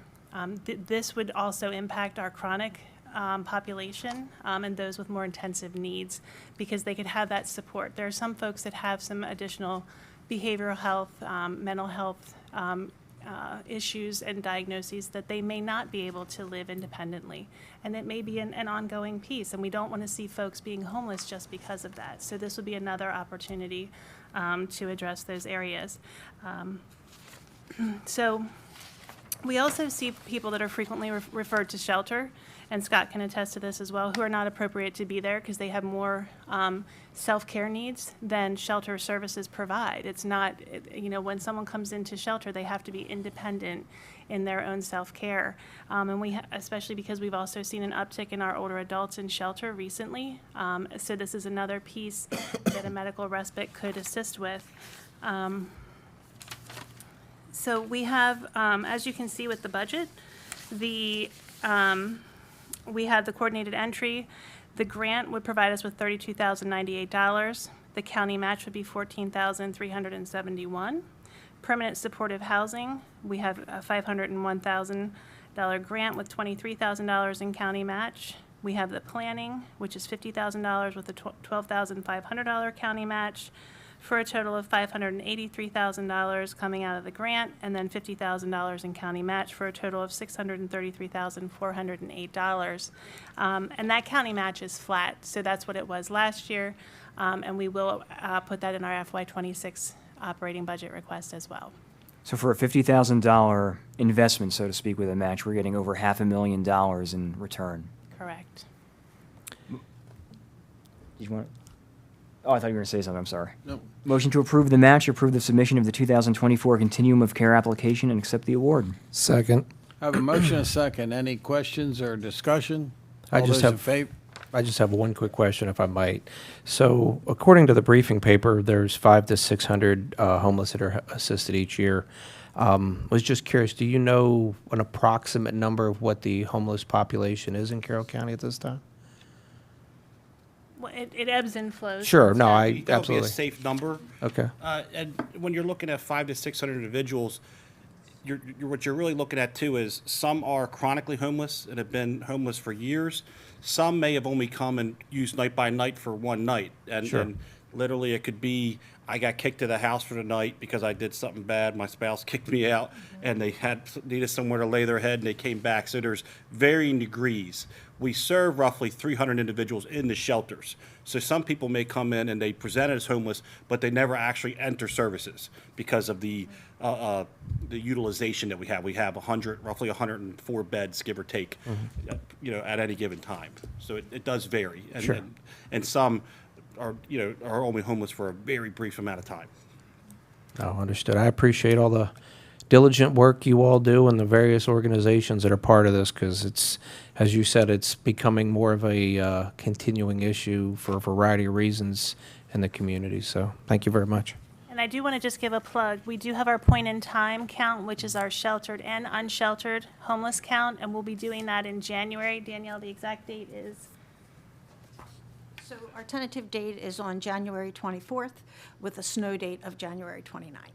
And we're hoping that everyone can join it as well, Sure. again, just like last year. Thank you. And we also already do have that on all of your calendars, just in case you're able to participate again this year. So Awesome. we are hopeful for that. Yes. Dress warm. Absolutely. Although last year it was unseasonably, or 2 years ago, it was unseasonably warm. It was. The day It that was we almost went. hot. Hot, Yeah. right. So, okay. Okay, any further discussion or questions? All those in favor? Aye. Opposed? Thank you. Now you, we want to look Commissioners. at Family Self-Sufficiency Program Renewal Application and Acceptance. Okay, so I'm being joined this morning by Danielle Yates, who's our Bureau Chief of Housing and Community Connections, and then Carol Smith, who is our coordinator of our Family Self-Sufficiency Program, otherwise known as Thrive. And so the Family Good morning. Self-Sufficiency Program, we're here for approval to submit, as you said, the FY24 Family Self-Sufficiency Program renewal application and acceptance of the award.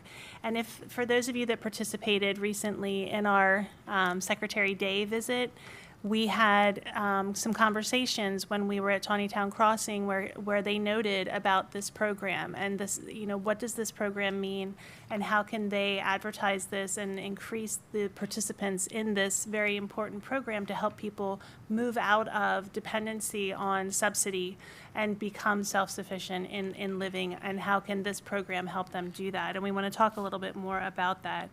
The self-sufficiency program was established in Carroll County in the Bureau of Housing in 1996. It's a voluntary program designed to assist residents who receive HUD to become more economically self-sufficient by providing supportive services, community partnerships, and we've established other partnerships with local agencies to help support these individuals in the program. I do want to play a video for you folks, which will give you a baseline of this program. The program works, yes.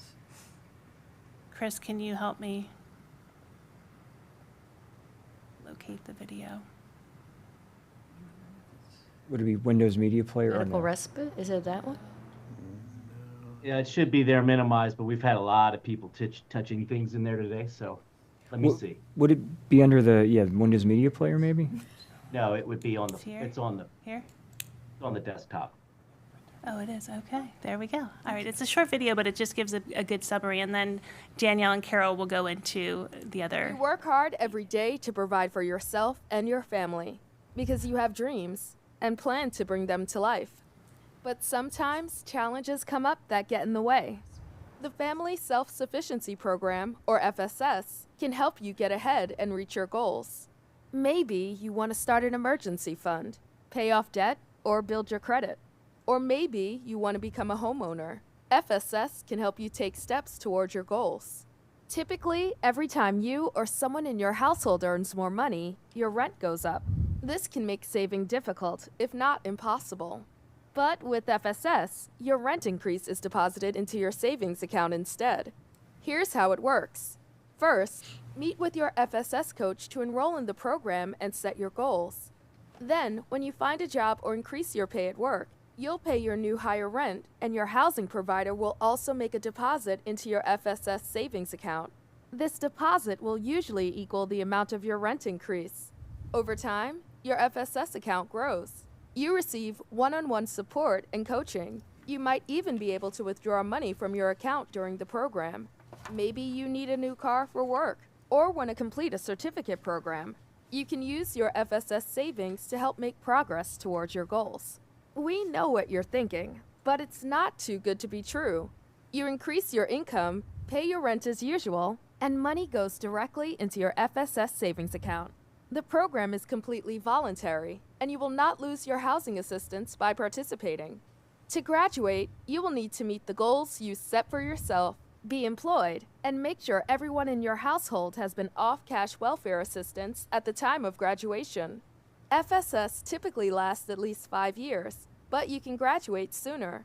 You may also be able to extend your time in the program to keep saving. Once you've completed the program, use your savings however you see fit. You want to give your family the life they deserve. You aren't alone. FSS can help. Join FSS today, save part of your rent, and make your dreams a reality. So I'm going to have Danielle speak a little bit about the program itself, and then Carol will give us some specific details and talk about some of our successes. Good morning, Commissioners. Morning. So Selena noted, the Family Self-Sufficiency Program is a voluntary program that we offer to all of our Housing Choice Voucher participants.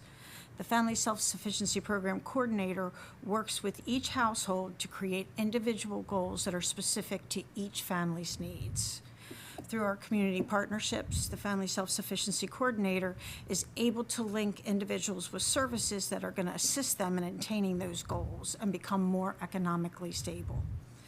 Our agency has created many partnerships with other county agencies in order to help these individuals make their accomplished goals. We work with Workforce Development, the Human Services Program of Carroll County, Department of Citizen Services, or excuse me, yes, those are Department of Social Services, Health Department, United Way, Carroll Community College, Carroll County Youth Service Bureau, Potomac Case Management, and many others.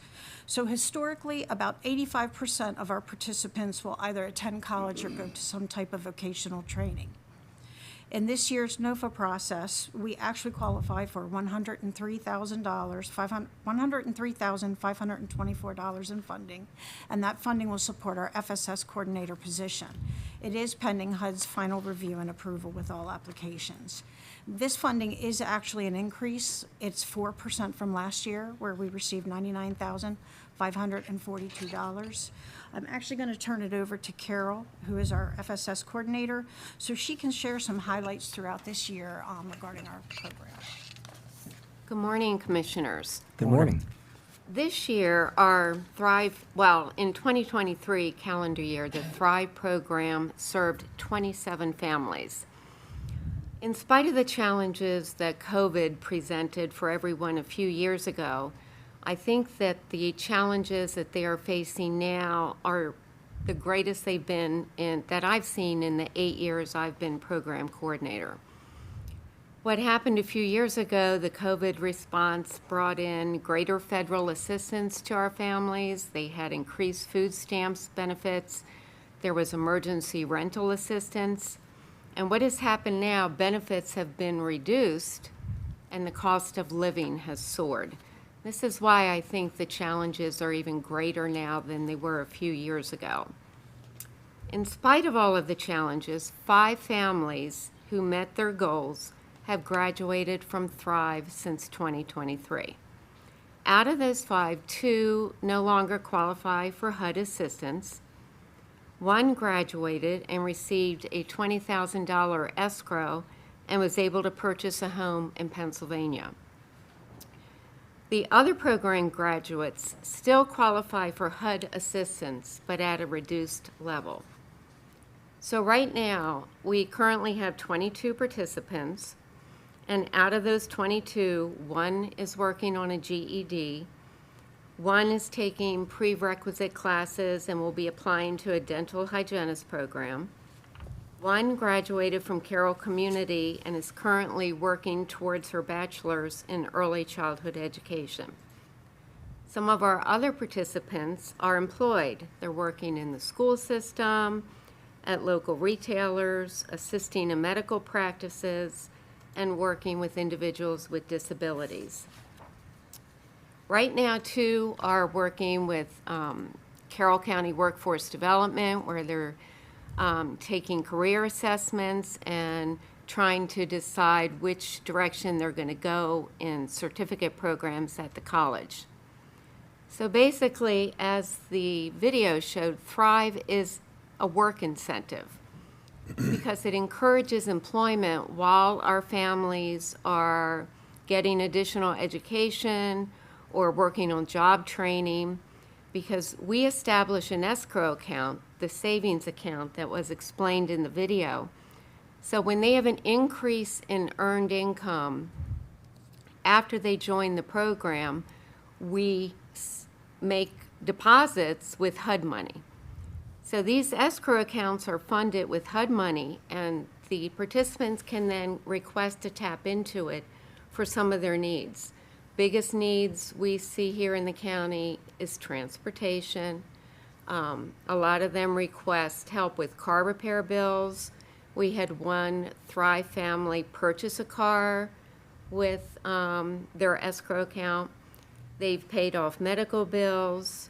They've tapped into it for credit repair, and a lot of times for school bills that are not covered by grants or other financial assistance.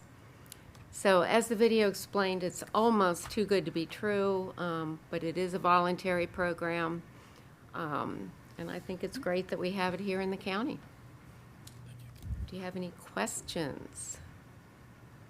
I did want to say one thing. It does sound, when you think about and when you look through our numbers of our housing choice vouchers that we have, the people that qualify to be in this program have to be able to be folks that can increase their income. And we have identified that the majority of the folks that are on our housing choice vouchers in Carroll County are older adults and people with disabilities. So their ability to increase their income and have earned income are very limited. So if you take those folks out of the mix, we've identified we only have 24 households total that could qualify for this program that could be able to increase their earned income, and we have 22 of those enrolled in the program. So that our statistics are really great here in Carroll. So kudos to you, Carol, and to Danielle and Paul for all making your work happen in this area and reaching out to those folks and making sure we are getting the folks that could utilize this extra resource and helping to lift them up. Very much so, and very well said, and thank you. And with that, I'll make a motion to approve the submission of the FY24 Family Self-Sufficiency Grant Renewal Application and accept the award. Second. I have a motion and a second. Any discussion or questions? All those in favor? Aye. Opposed?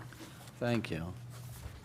Now, update language in the administrative plan for fiscal year 2024 for Carroll County Bureau of Housing. Okay. So good morning again, and I'm joined again by Danielle Yates, our Bureau Chief of Housing and Community Connections, and then Paul Moffett, our Housing Manager. Good morning.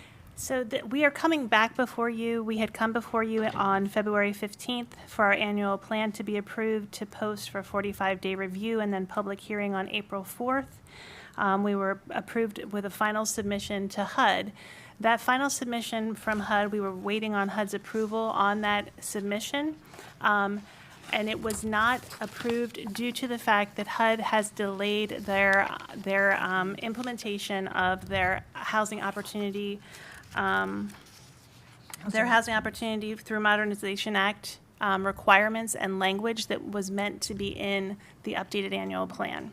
The majority of the revisions that we made were related to that language change. So what they wanted us to do was come back and put an addendum in there, but because you are our board of approving process for this annual plan, we needed to come back before you for that approval to change that language. So I'm going to let Danielle speak a little bit to this, but this is really just a formality to come before you for approval to make that language change. So as Celine noted, we're here this morning because we need to seek the board's approval to adjust the language within our administrative plan for fiscal year 2024, specifically related to the Housing Opportunity Through Modernization Act, which is also known as HOTMA. So with the final rule for HOTMA being published in 2023, each public housing authority was required to make language adjustments pertaining to the changes on how we calculate income, determine net family assets, and complete income reviews within our fiscal year 2024 admin plan. Due to HUD's delays in implementing the required software system, which is known as Housing Information Portal, or HIP, they have requested that we adjust language within our administrative plan to more clearly indicate when the Housing Authority would implement the HOPWA-related changes within our 2024 admin plan. As noted within the voucher briefing, a sentence within the first chapter overview of the program and plan has been adjusted to reflect HUD's recommended changes.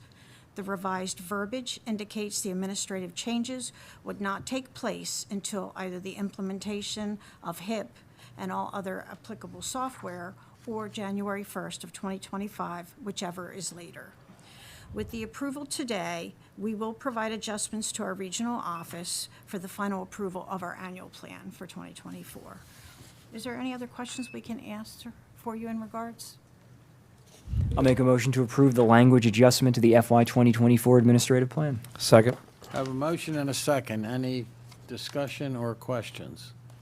All those in favor? Aye. Opposed? Thank you. Thank you. Thank you. Thank you. Proposed medical respite sober center update and request for letter of commitment for previous allocated program space.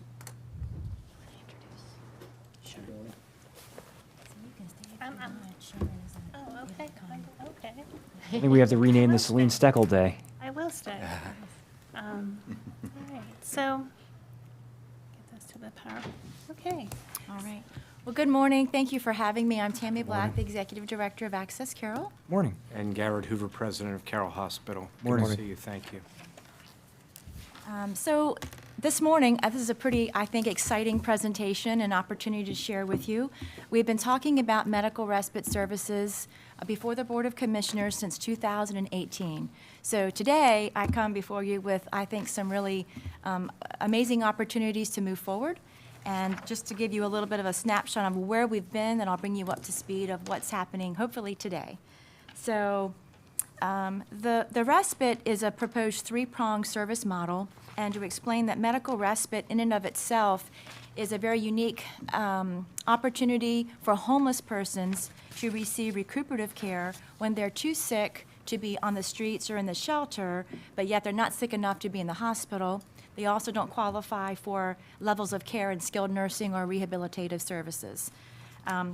So we proposed a three-pronged model that has medical respite, sober respite, and food pharmacy.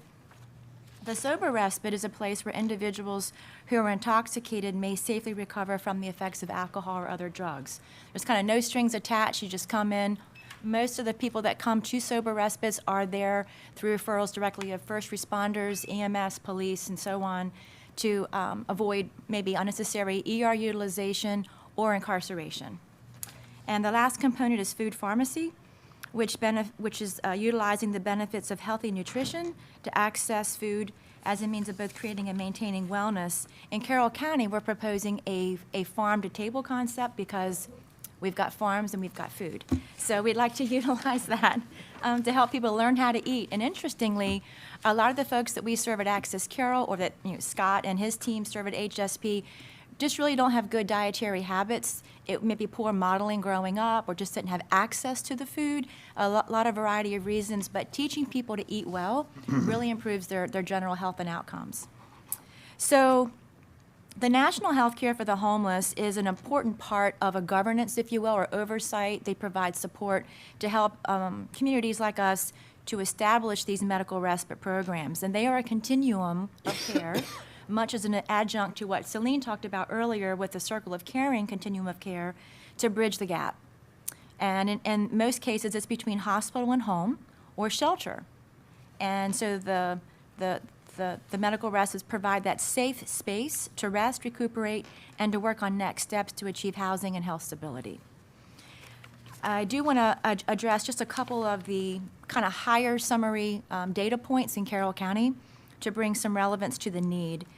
So based on the current number of residents living in Carroll County, and this is data, by the way, comes from the 2023 American Community Survey, so it's recent data and relevant for us today. 6.8% of Carroll County is at or below the 100% of federal poverty range, which is about just under 12,000 individuals living in this community. 27% of Carroll County residents are at the ALICE threshold, and that's just under 47,000 individuals. That also includes those at 100% of federal poverty.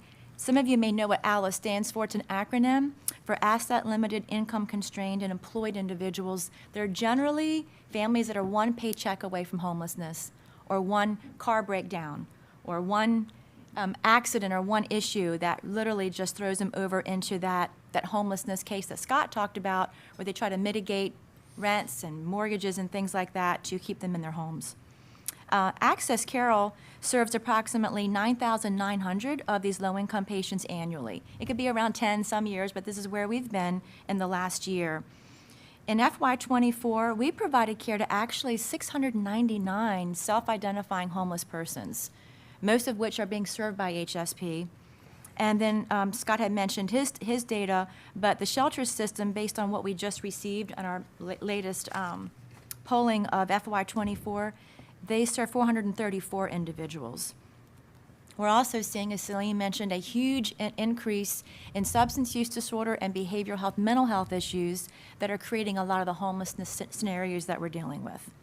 Over the past 3 years, including the last fiscal year, we've been seeing an average of 11 homeless persons per week that are in need of medical respite services that would qualify. That might seem like a low number in and of itself, but when you add that week over week over week, it's a lot of people that we're dealing with. There are some repeat in that, but the bottom line is we desperately need respite services. We're seeing this through high emergency department utilization, high inpatient return rates, high first responder and police utilization, unnecessary incarcerations, and then also inappropriate usage of shelter programs. They're not equipped to deal with these medically complex people. So a quick profile on who is a medical respite candidate.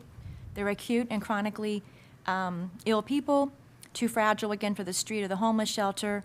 Many of them have had recent hospitalizations. They're not sick enough for skilled nursing facilities. They have high mental health and substance use disorders. They're adults, and I do want to mention we're seeing a huge number. I'm sorry I can't give you the empirical data, but anecdotally, we're seeing the highest surge of people over 55 in these situations in the last 2 years. It's a remarkable upward trend. So it's not just over 18, it's over 55. 55, yeah. And of course, we could drill down if you're ever interested in that data. We got lots of it. These folks are generally legally decisional, but yet they make poor decisions on their own health care. Homeless or volatile housing situations, they're poor social and family support systems. They've got limited self-care capacities during their acute illness phase. They have limited home health services due to their housing situation. Home health providers won't go to the bridge or the tent, or sometimes even the shelter if they can't get in there.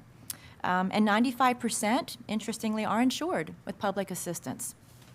So the homeless shelters are a great close partner with Access Carroll and a lot of our community collaborations, but they have to follow strict HUD guidelines, the Housing Urban Development Program.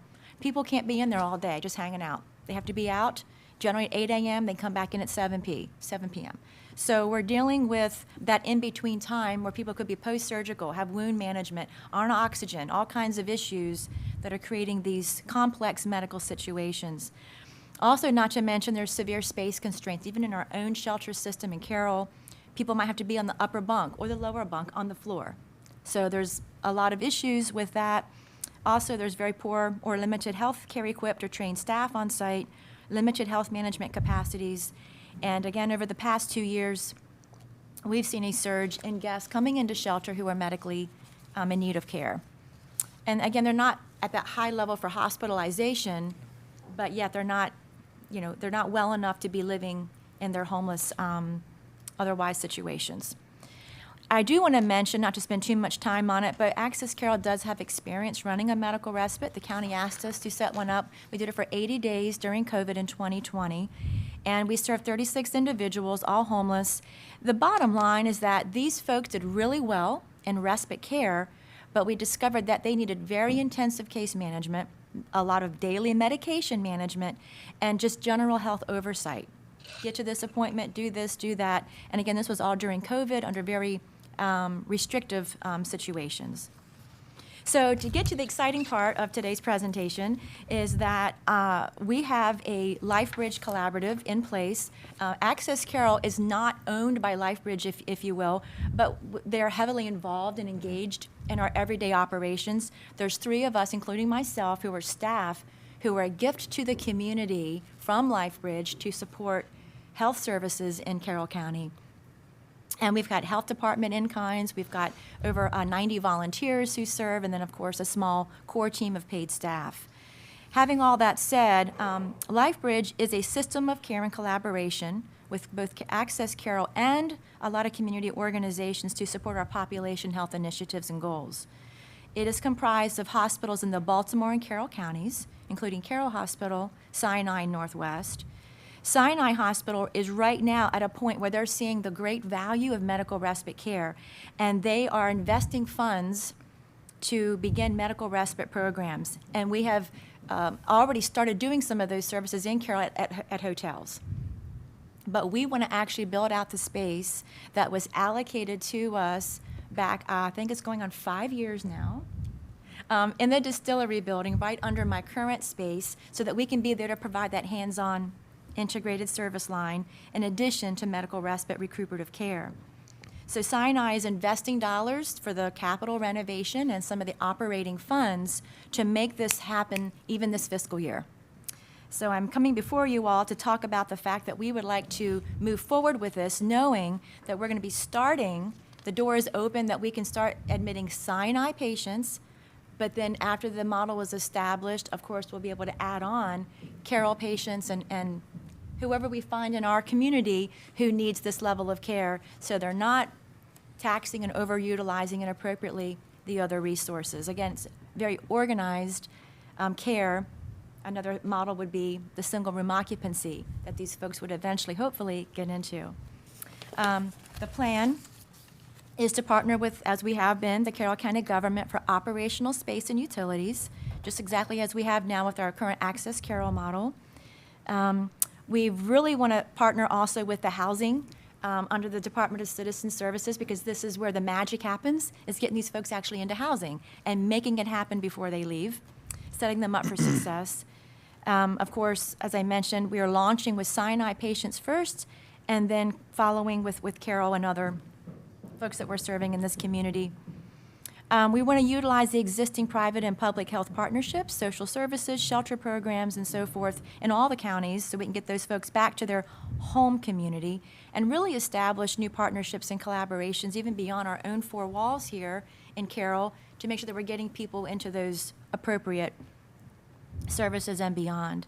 Some of the data that we've been tracking for a while and that we will certainly track for you all are the individuals served, the bed nights, the rate of utilization, the emergency and police utilization impact, reduction of health exacerbations, hospitalizations, and recidivism, and then also those that are placed into housing or connected to benefits. The costs of the program, we're looking at about $4 million to build out the space at the distillery building. Sinai will be contributing a large portion of that to, again, launch the Sinai level of care, but I will be also getting other supplemental capital funding privately that will then help build out the rest of those service areas for sober respite and food pharmacy. We're looking at an operational annual cost of $1.75 million. And again, that's in coordination with our existing services in place. Some of the county funding also, we are going to build this out with the intentionality of doing behavioral health triaging, and crisis stabilization. So we're looking at all the COMAR regulations to make sure we're building this out with intention to serve a wide array of folks in that need area. Finally, the ask from you all today is to join us in this exciting opportunity just to get to move forward with the capital renovation project at Distillery this fiscal year. The support of operating space and utilities similar to that of what we already have on the second floor, to obtain that official lease agreement, to also include the resurfacing of the exterior foyer bathrooms and common entryway. That might sound like a small thing, but it matters a lot to folks coming into our building. And then we absolutely work with the county facilities and construction departments of Carroll County government. They're at the project table. We're not asking them for any extra workload, but just to be there for accountability and information sharing in the county-owned building. So that's it. So do you have any questions? No, thank you very much for this. Interesting to know what the trajectory is. Interesting to know how that continuum of care, or is that the right phrase for that? Is continuing to develop. And it's interesting to see how there are all these disparate pieces that kind of fall into place to make sure that gaps are covered for individuals who may not meet one or the other, but there's something for them somewhere in that continuum. That's quite interesting. Yeah, Commissioner, I have a perfect example, and I think Tammy described it very well. We're seeing an increasing need because of these social determinant of health issues, homelessness, financial instability, food insecurity, no transportation, and yet they are not acute enough to be in the hospital, but the hospital becomes the safety net. We had a patient that was admitted for 55 days, no family, undocumented, originally ended up here on a visa that expired 7 years ago from Ghana, has a cousin distantly, and no one wants to own this patient. We became her family. We tried to develop a safe discharge plan. She would have been a perfect candidate for a respite program. We are now paying on our dime $12,000 a month to Future Care to have her admitted and cared for there because she's not safe enough to be she would be homeless. And then what would happen? She would end up back in our emergency department for another 60, 90. Not appropriate utilization. So we are trying to provide a safe space, appropriate space, not acute enough to be in the hospital, but doesn't have the resources or the capabilities to be placed anywhere else. It is a huge donut hole we're trying to address. So I'm trying to ascertain the bottom line on cost, or is the request just support and there's going to be some in-kind contributions? And what else? Yes, so what I'm asking from Carroll County is we just want to fully disclose our plan and move forward on the capital renovation of that first floor, and just to make the lease agreement official. We had been given the space allocated to us, but there wasn't any official documentation that moved forward. So I just wanted to make that happen so that we had your blessing on moving the project into a capital phase. And LifeBridge is essentially funding? LifeBridge is supportive Yes. as well as private and philanthropic support. We have a plan to address that. Okay, to Yeah. get to that, to Yeah. get to the costs, okay, Build to out cover. the operating expenses. Okay, yes, sir, thanks. Yeah, so we're not asking for any capital or operational cash Correct. support, just the Use of operating the space. Permanent use of the space. The sober respite in particular, Yeah. how do the individuals get there? Are they referred by somebody? Do they walk in, or all of the above? All of the above. All the above. Yeah. And in most, if you look at, Referred from our emergency department, brought by private vehicle, dropped off, you name it. police, first responders may find them, somebody who they see every single night and just take them to the ER or to jail, depending on their level of community activity, so they can stay with us in a safe place. What's the average stay? That's a daily, so they can stay day over day. Most of them don't want to. Once they're clinically sober, we ask the person, "Hey, is today the day of of recovery. And if they do, they can move into the medical respite side, and we will begin that recovery process. But this is obviously still free will and choice, but we wait till they're clinically sober to have that conversation. Commissioners may want to know what, from your experience and your research, is a typical length of stay in a medical respite program. The medical respite side is generally 4 to 6 weeks. That's an average length of stay if you look at national data. There's some respites I've discovered when I went to a recent conference who just specialize in things like end-of-life care or hospice, which might sound weird, but it actually makes sense once I rub shoulders with some of these other leaders, because folks just don't have a place. They know they've got a terminal illness. They're just never going to be well enough or get well enough to be on their own or to be in a shelter. So it could be longer, but the point is generally they're 4 to 6 weeks. And we've right now worked with 7 individuals from Sinai, and we've been able to get all of their resource connections made, get them into housing. Sounds like a small number, but it's monumental success in terms of getting those people at their, and they all went back to their home communities, these particular ones to Baltimore. They're very happy with the arrangements. We got their IDs, all of their things. Sometimes we just got someone's Social Security card in the mail. That took about 10 days. So it just takes time. So that 4 to 6 weeks gets us that time to get all of their things in place. We're taking someone today to get their ID because we just got their card and their birth certificate. Now we can get their real ID updated so we can now get their housing application completed. It's all these steps. So. And we have been running this program out of the Boston Inn, which is less than ideal, so we want to do this the right way. And we just transitioned them just recently to the Best Western because we got a really great deal from them. They're partnering with us. So pretty happy that all these community partners are supporting the effort. And I did want to just put a plug in. When Tammy talked about the model being perfect in the space that the county, that the previous board had allocated for this medical respite model, it sits on our floor at Distillery Building. And so that is where our housing bureau lies, our housing stability coordinators. So that handoff and that interaction would be just organic because we are we're sitting right there, and that relationship building and finding those resources within our community for the Carroll folks would just be seamless. So the recommended motion includes a formal letter of commitment for the previously assigned space. Not really a lease, but is there a time period? Well, we'd like to begin the capital project with demolition as soon as possible, working on a design phase that, of course, we're sharing and disclosing to your facilities and construction leaders, Celine's team. But we just want to make sure that you were okay with us moving forward, and ISA has just suggested a letter of commitment or of approval. Maybe that's a better word. So, and I understand, so it's all moving forward, but for what period of time? 10 years, 100 years? 6 months? The previous one was 30 years. 30 years, okay. With an opportunity to continue to renew into perpetuity, should that be the will of the county.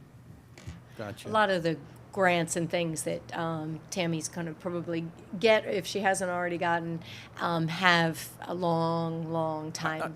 Yeah, I had to think, 30 years makes sense.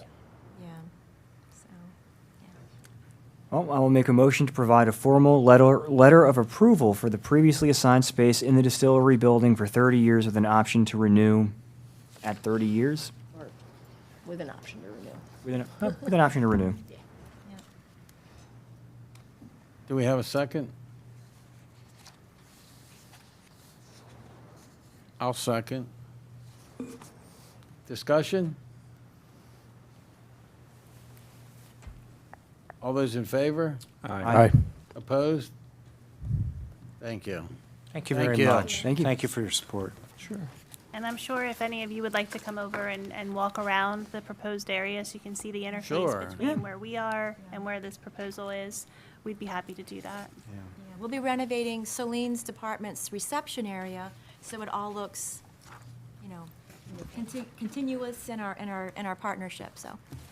Happy to give you a tour of Access Carroll if you haven't been there in a while. Awesome. Thank you all very much. Thank you. Thank you. Briefing discussion on Maryland Housing Expansion and Affordability Act.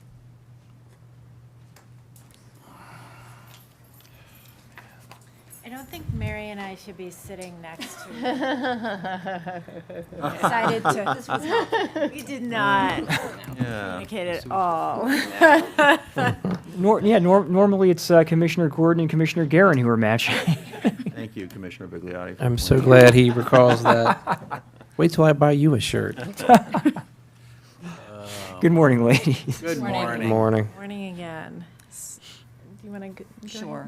We're here today to talk to you about an amendment to the zoning code, Chapter 158, to make the provisions of it correspond with HB 538, which was adopted by the General Assembly last year. So just as a reminder, because we were before you several months ago to send this to the Planning Commission, the 2024 legislative session, Governor Westmore signed HB 538, which is the Housing Expansion and Affordability Act of 2024. This will be effective January 1st of 2025. It's a tool to solve the state's housing shortage and affordability crisis. And a zoning text amendment is required to bring the zoning code, which is Chapter 158, in alignment with the new legislation. So staff requested approval from you on July 25th to discuss the text amendment with the Planning and Zoning Commission. They discussed this on September 4th and the 17th with a favorable recommendation to you. I'm going to turn it over to Hannah to walk you through all the various provisions of this. Yes. Okay, so one of the two major things that this bill does is it requires jurisdictions to allow manufactured homes and modular dwellings in any zone that allows single-family residential. So manufactured and modular homes are built through fabricated construction types, constructed off-site, transported to the site, assembled, and then affixed to a permanent foundation. The provisions of the bill only apply to these homes that are converted to real property, which means that it has to have the same ownership of the home and the property that it's affixed to. Modular dwellings are defined in the state legislation, and manufactured homes are defined elsewhere in state law. We received guidance from the Department of Housing and Community Development where they explicitly say that this provision does not include mobile homes. The county currently already considers modular homes as single-family homes, so really this provision is only impacting the manufactured homes. So looking at our zoning code, we must now allow manufactured homes in the following zoning districts. So the Ag and Conservation Districts, all 4 residential districts, the C1, C2, and I1 districts when in a rural village, and the Employment Campus District. And here are just some examples of what some manufactured homes look like. So looking at the proposed amendment, this is how staff has proposed including this provision in Chapter 158. So amending the definition for single-family dwelling and adding the language that a single-family dwelling shall include a modular dwelling or a manufactured home when it's converted to real property. And then adding 2 definitions, one for manufactured home and then one for modular dwelling housing. And those 2 definitions are new language that would be added. So the second major thing that the state provision, the state law says is establishing qualified projects. So there are 3 types of qualified projects, 2 of which are not applicable to Carroll County. And one of those are projects located on historic former state and federally owned campuses. And this is a specific criteria that's handed out by the Department of Housing and Community Development. This obviously does impact the Warfield complex in the town of Sykesville. And then the other type of qualified project are projects located within 3/4 mile of a passenger rail station. And Carroll County obviously has no MARC, Metro, Subway, Light Rail, or Amtrak stations. That being said, the one qualified project that is applicable to Carroll County, qualified projects including that are controlled by or located on land owned by a nonprofit organization. The state bill says a nonprofit organization is qualified as tax exempt under IRS code for at least 3 years. Controlled by is also defined in the state legislation, but it does not include financial control or a certain percentage of ownership. And just an overall qualified project must be either new construction or substantial renovation, meaning total hard construction costs of at least $25,000 per unit, improved visual impact, upgrade aging fixtures and ventilation. So these qualified projects must be deed restricted to include 25% of housing units that are affordable dwelling units for a period of at least 40 years. Affordable dwelling units are defined as a dwelling unit that is affordable to households earning 60% or less of the area median income. Area median income is provided annually by HUD. Deed restrictions that restrict resale to income-eligible households are a common tool to preserve housing affordability for other programs, and this is also how the county administers provisions for age-restricted housing, is through deed restrictions. And violation of the deed restriction would be a zoning violation. So the kind of type of qualified housing project depends on the underlying zoning district. So in an area zoned for single-family use, which is our ag conservation, all 4 residential districts and employment campus district, the county must allow the project to exceed the density otherwise authorized, although that amount is not explicitly specified. The project may also include middle housing units, which are duplexes, triplexes, quadplexes, townhouses, and cottage clusters. Cottage clusters are groups of 4 or more detached units of no more than 900 square feet with a common courtyard. And here's just an example of what a cottage cluster may look like. So they're all on one lot, less than 900 square feet each, with a common courtyard. And they are detached units.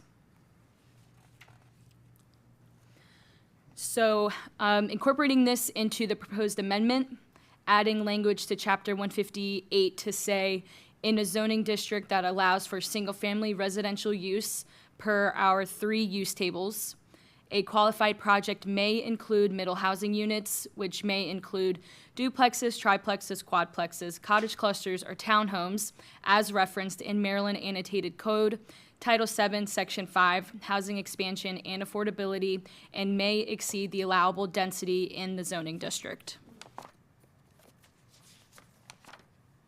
Looking at other underlying zoning districts, in an area zoned for multifamily use, a project may have a density that exceeds by 30% the allowable density and may also allow for mixed use.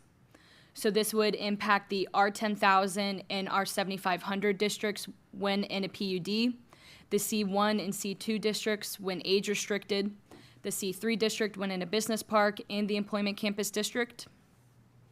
And then in areas zoned for non-residential uses, a project may consist of mixed-use development with a density limit not to exceed the highest multifamily density limit currently allowed. Mixed use means any combination of residential use with a recreational, office, dining, or retail use. And mixed use does not mean a combination of residential use with an industrial or hazardous use. And this provision impacts the commercial zoning districts with the exceptions noted in the second bullet above, and both of the industrial zoning districts. And then looking at the proposed amendment, putting these 2 provisions in Chapter 158, in a zoning district that allows multifamily residential use, a qualified project may have a density limit that exceeds by 30% the allowable density in that zone for uses that are not part of the qualified project, and may consist of mixed use as permitted in the underlying zoning district. And then in a zoning district that does not allow for residential use, a qualified project may consist of mixed use development with density limits that do not exceed the R7500 zone. Then I'm going to turn the mic over. So the following several slides are things that are not included, most of them in the proposed code, but you should be aware of, and they are in the state law as well as the guidance. DHCD did put out some very helpful guidance to us for things that were unclear in the original legislation.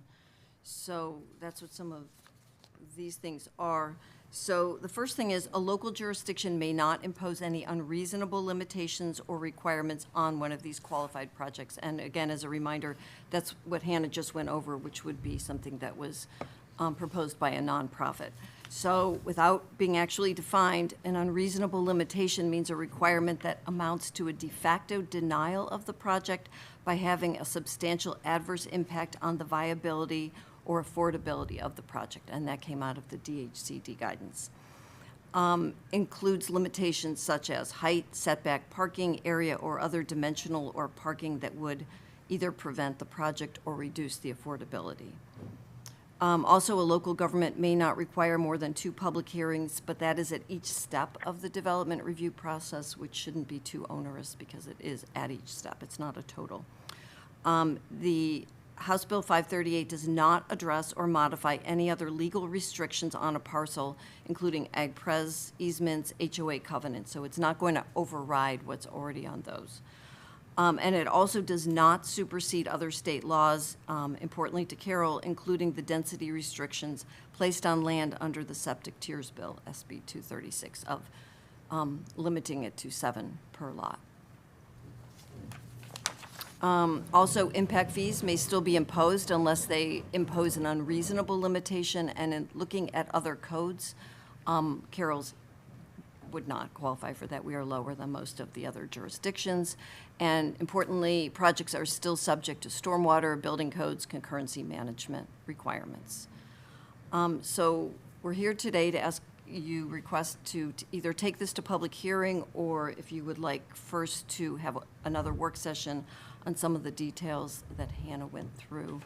Our goal is to have something in place in our code by January 1st, 2025 that matches up with the state legislation. So we have no conflicts, and so it's clear to anybody that would want to propose such a project. So there are quite a number of changes that are having to occur as a result of what the state has determined should change.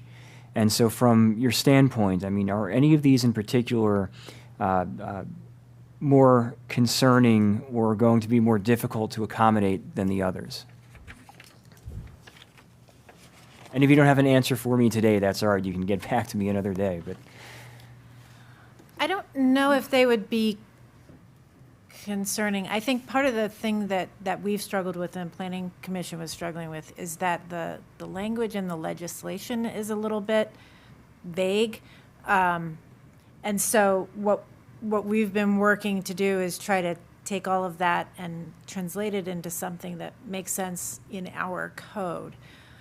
There's still some vagueness, though, so I think that would be the trickiest thing, is when a project comes in, being able to figure out where it fits into what we've got and what our kind of guardrails are for reviewing that project. But it's really hard to know until we actually have something to work with, because the legislation is so, it doesn't say you can increase by X number of units, or it only applies to these kinds of projects. It's very, there's a lot of wiggle room.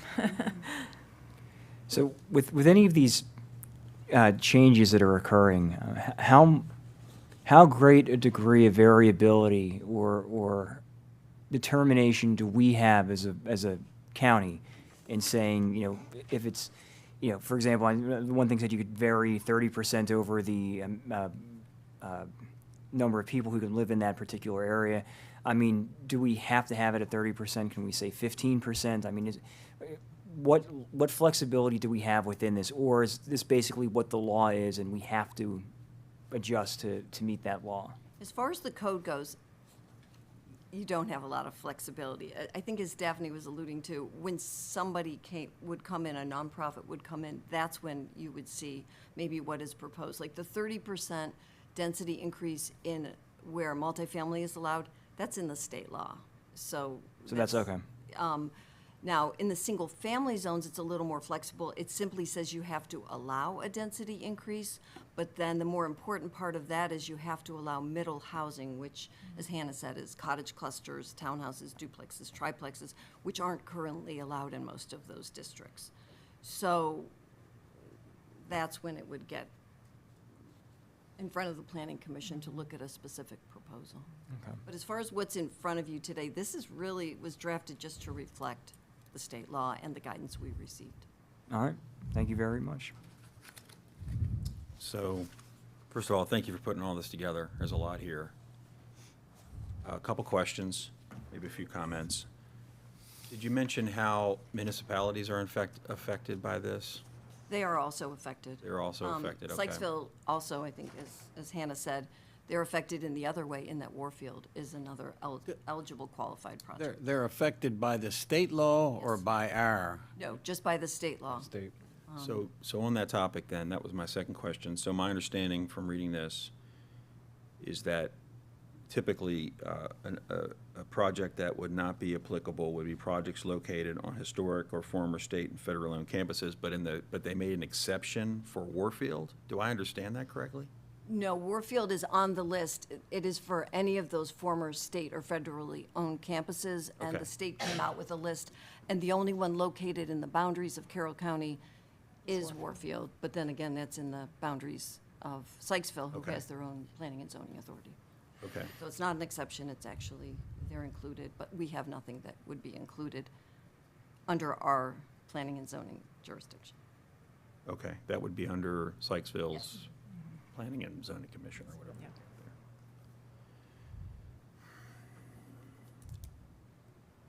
Well, first of all, I would mention that Commissioner Rothstein is not here, and that particular issue is something that I think he's trying to track closely. So at the very least, I think we probably should be thinking about a work session. But either way, I think everybody watching is going to know what I'm going to say. Here we go again. Just another example of Annapolis trying to tell Carroll County what to do and how to do it. I think it's ridiculous. Well, and I don't see how this actually helps anybody. Yeah, particularly when So here we go the again. same governor that's pushing this is jacking up MDE requirements, jacking up all the fees associated with, so I don't know how you get affordable housing when you're paying through the nose for that stuff. But back to the, I don't feel like we need a work session, but I do feel like it should be a public hearing. It has to be a public hearing. Yeah. You're right, at a minimum, but Yeah. whether or not you want the work Yeah, session first. I don't feel like we need a work session, but that's up to you guys if you want. And if there's a public hearing, that'll bring it up again when hopefully Commissioner Rothstein is here.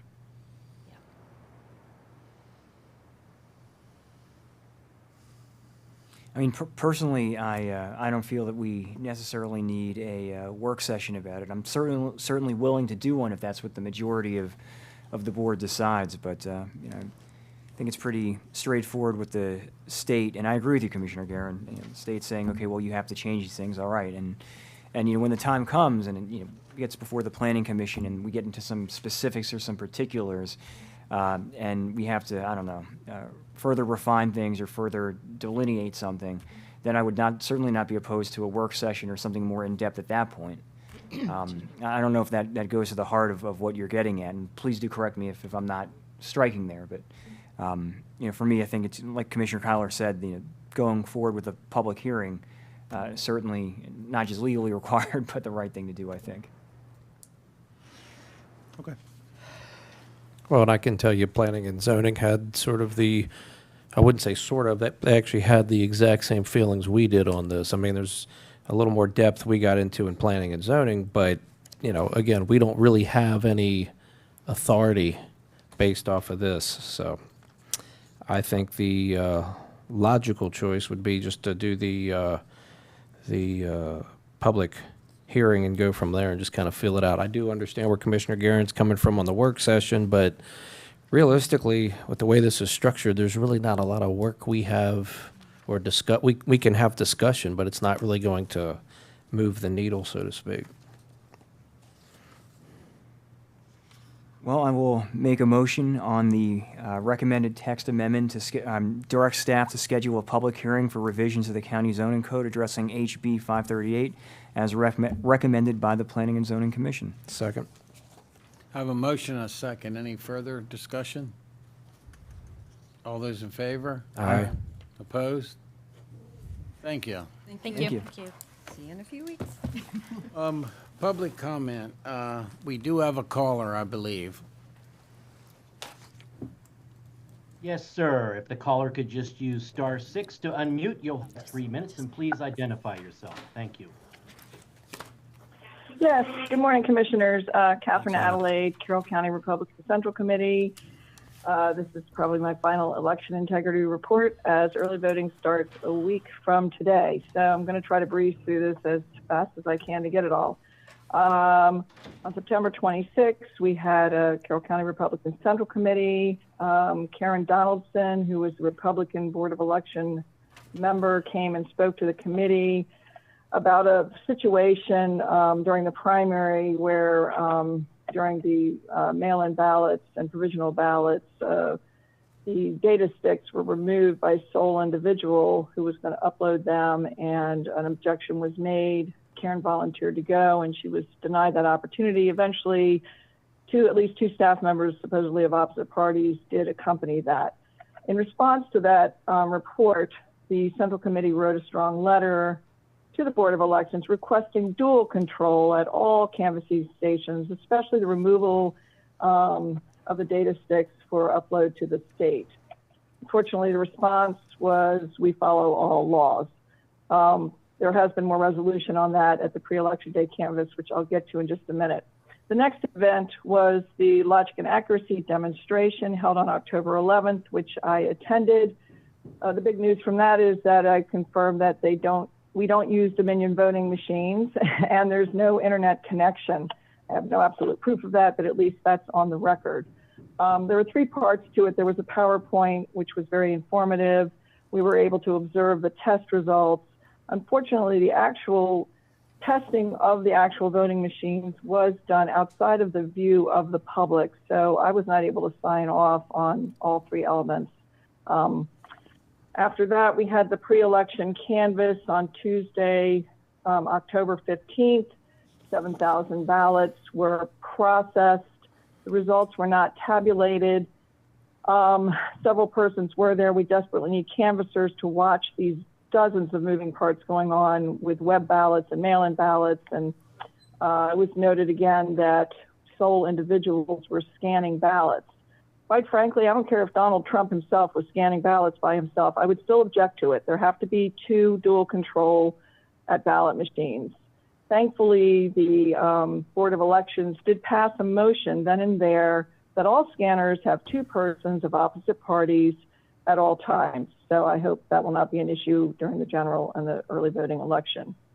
At the Board of Elections meeting yesterday, I spoke raising these same 3 points and put that in writing, which I'll try to get to you if I can remember that.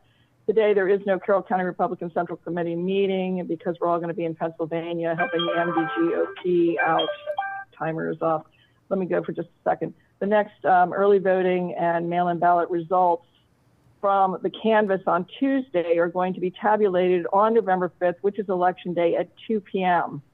And there'll be 3 more ballot canvasses. We desperately need more canvassers to watch how ballots are counted. Thank you very much. Thank you. Is there any administrative session open items to discuss? Miss Denise. You look familiar. Well, it must be fall. Everybody's bringing out their fall colors today. That's right. Thank you for the additional time today. As I mentioned earlier, Economic Development Week is next week, and what we thought we would do this year is to highlight some of the agriculture and farm operations in the county. Scheduling seemed to be a little more challenging than what we originally had anticipated, but we pulled together some visits. I did send you an email earlier with those visits, and I have a hard copy here of the schedule that we have planned out. So Commissioner Vigliotti, you win with the most number of farms and agricultural operations that are available to be visited next week. And so one, I'd like you to take a look at the schedule that we've put together. We will have a couple staff people that will go out to these visits. If you're available, we would love for you to join us at the times that are indicated on the schedule. And we will be taking a certificate to give to the owners of the agribusiness. And I would like your permission to include your signatures on the certificate. So if we can do that, we can get those finalized today and tomorrow so that they'll be available next week, if that's all okay with you. So that would be one thing. And then, yeah, let me know if you're available to go on the visit. We will be giving the certificates. It's really just like what we did last year on the main streets in Carroll's towns and cities, where we're just out there to say thank you for doing business and growing in Carroll County, and we appreciate you. We give them a certificate. We have a small gift of appreciation that we're going to give them. We want to make sure that they know who Diana Hare is for agribusiness. They want to know who Paige is for business development. They want to know who I am, so they know who to call at the county if they don't already have that relationship. So really, it's just a matter of going out and thanking them. So we also have our farm and agritourism guide that we're updating. This is a really cool resource. It's a brochure, but it's also online at carrollgrown.org. And there's over 45 different ag producers that people can go on the website, click on, find out more about, what do they sell at Evermore Farm? When are they open? When can I visit? So this will be updated soon, and we just wanted to take an opportunity to thank the agribusinesses. So. Yeah, Awesome. Well, thank you very much for that. Yes. Thank you for doing it, too. Yeah, so let us know if you're available to go with us on the visits. I will give you these printed copies of the schedule, and then you'll be all up to date with what's going on. Thank you very much. Thank you.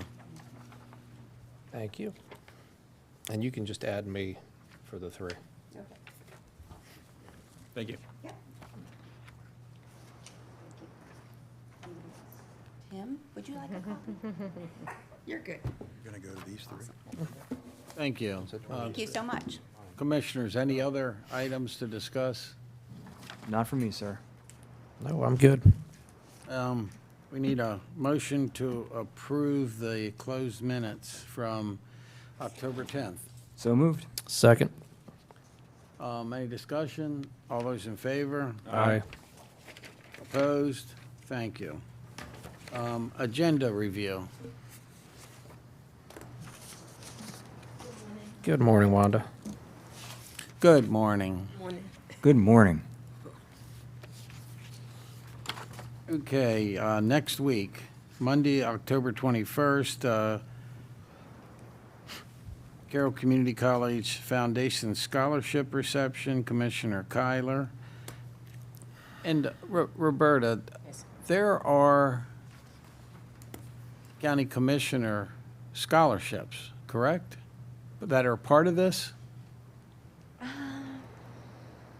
We do, the county commissioners do give Carroll Community College students some scholarships. Can we double check? I think that is part of it, and if it is, I'd like the commissioners to let me know if they want anything said or whatever. And I think the commissioners should be aware of what we do and the magnitude. Sure. Heidelberg Materials Community Council meeting, Commissioner Vigliotti. Rec and Parks Board meeting and luncheon, Commissioner Rothstein. Carroll County Public Library, Commissioner Vigliotti, and you confirm. Yep, I will be there. I will have to leave a bit early, but I will be there. Thursday, 8 a.m. is the Chamber of Commerce Annual Membership Meeting, and I think all of us. And then because of that, our open session is at 11. There is a under priority Carol Friends of the Library recognition. And I think there might be one more. I can't remember. There was a fourth one this morning, but it was dated for next week, and I think I didn't even open it because I saw the sticky note. Maybe that was the library recognition. Oh, gotcha. But we just need to make sure. Item 2, fall recreation and park self-help projects. We did that, right? Yeah, we. Correct. Yeah, That's we- correct. Correction to the approved. There's some changes that we. Oh, this is a change? Okay. Needed to make, Okay. yeah. Mineral Hill recordation exception, which I think we're all aware of. Comment letter for Westminster Annex, public comment, admin open, agenda review, and at noon, we will have closed admin session. And on Friday, joint BMC Board of Directors, Commissioner Rothstein. Saturday, third annual Environmental Symposium, Commissioner Kyler. And the podcast is Commissioner Guerin. I've got a couple items. So going back to item 3, so my understanding on that is that is a formal request for a waiver of adequate public facilities ordinance. Is that what that really boils down to? Okay. I think that's important for people to know ahead of time that that's what that is. So maybe we can add a note or something to the effect of APFO request or something to that effect. And then as we discussed briefly, we're also going to be adding an agenda item next week. We've got a funding issue to discuss regarding our Department of Fire and EMS and several volunteer fire stations, and we're going to have that discussion and hopefully some resolution with an additional item next week, if that can be added. And Ms. Wyndham is aware of the origin of it and the details. If you can add that, appreciate it. And did you have a concern about time next Thursday or not? Well, I have an obligation in the afternoon, and I want to make sure our open session doesn't go too far into the afternoon. So I think what we have right now is okay. Yeah, I would say per this, we're Yeah. going to be, we've got closed admin 12 to 1. Yeah, that's, So that's okay. yeah. Because again, based on the time today, we'd be okay with a couple more items, but you're okay 12 to 1. And obviously, if we get done earlier, that's always fun too. But, Oh, I know. and I wouldn't ask, but it's just one of those things where it's like, oh, we're doing this on Thursday, and Yep. you know. Yep, okay, the next week, Monday shows nothing. Tuesday, Historical Society, Commissioner Gordon. Wednesday, McDaniel College announcements, Commissioners Rothstein and Gordon. Thursday, closed admin, 9 a.m. open session, priority Carol. Item 2, Board of Health. Item 3, approval to submit application of signage for historical farm implements. Item 4, comment letter on Westminster Annex, if needed. So that'll depend on what we do the week before. Right, exactly. Approval to purchase Chrysler Voyager and 8 Ford F-Series trucks. Public comment, admin open, and annual agenda review, and Commissioner Rothstein has the podcast. For the Board of Health, can we reach out to them to get a list of what it is that the Health Department wants to talk about or what they're going to be presenting? And you know, that way it's not we're getting to next week and then we're trying to scramble to come up with what we would like to talk about or what they want to talk about the following week. No, I would agree. So if there's anything specific also that you want to talk about, let me know. But Perfect, When thank would- you. When would be the best to get that to you by? I mean, to provide them yesterday? Yeah, I knew you were going to say that. Well, and that's a Sorry. fair answer, actually. Yeah, 'cause- no, Yes. I had hoped that while I was gone, that might have been mentioned to you. I think it. It was, Okay, but, good. so that's, I'm Yeah. glad you brought that up, Commissioner Bigliotti. We may have some specific requests to that Exactly. briefing. Yeah. So yes, please, if maybe by Monday, give Okay. them, that would give them a week and a half. Sure. I to think it's put- adequate time. Yeah. And also what they want to talk about, so we know what Yeah. they want. Yes. Thank you very much. Thank you. Any other changes, additions? If we're done agenda review, do we have a motion to adjourn? So moved. Second. Have a motion and a second. All those in favor? Aye. Opposed? Thank you.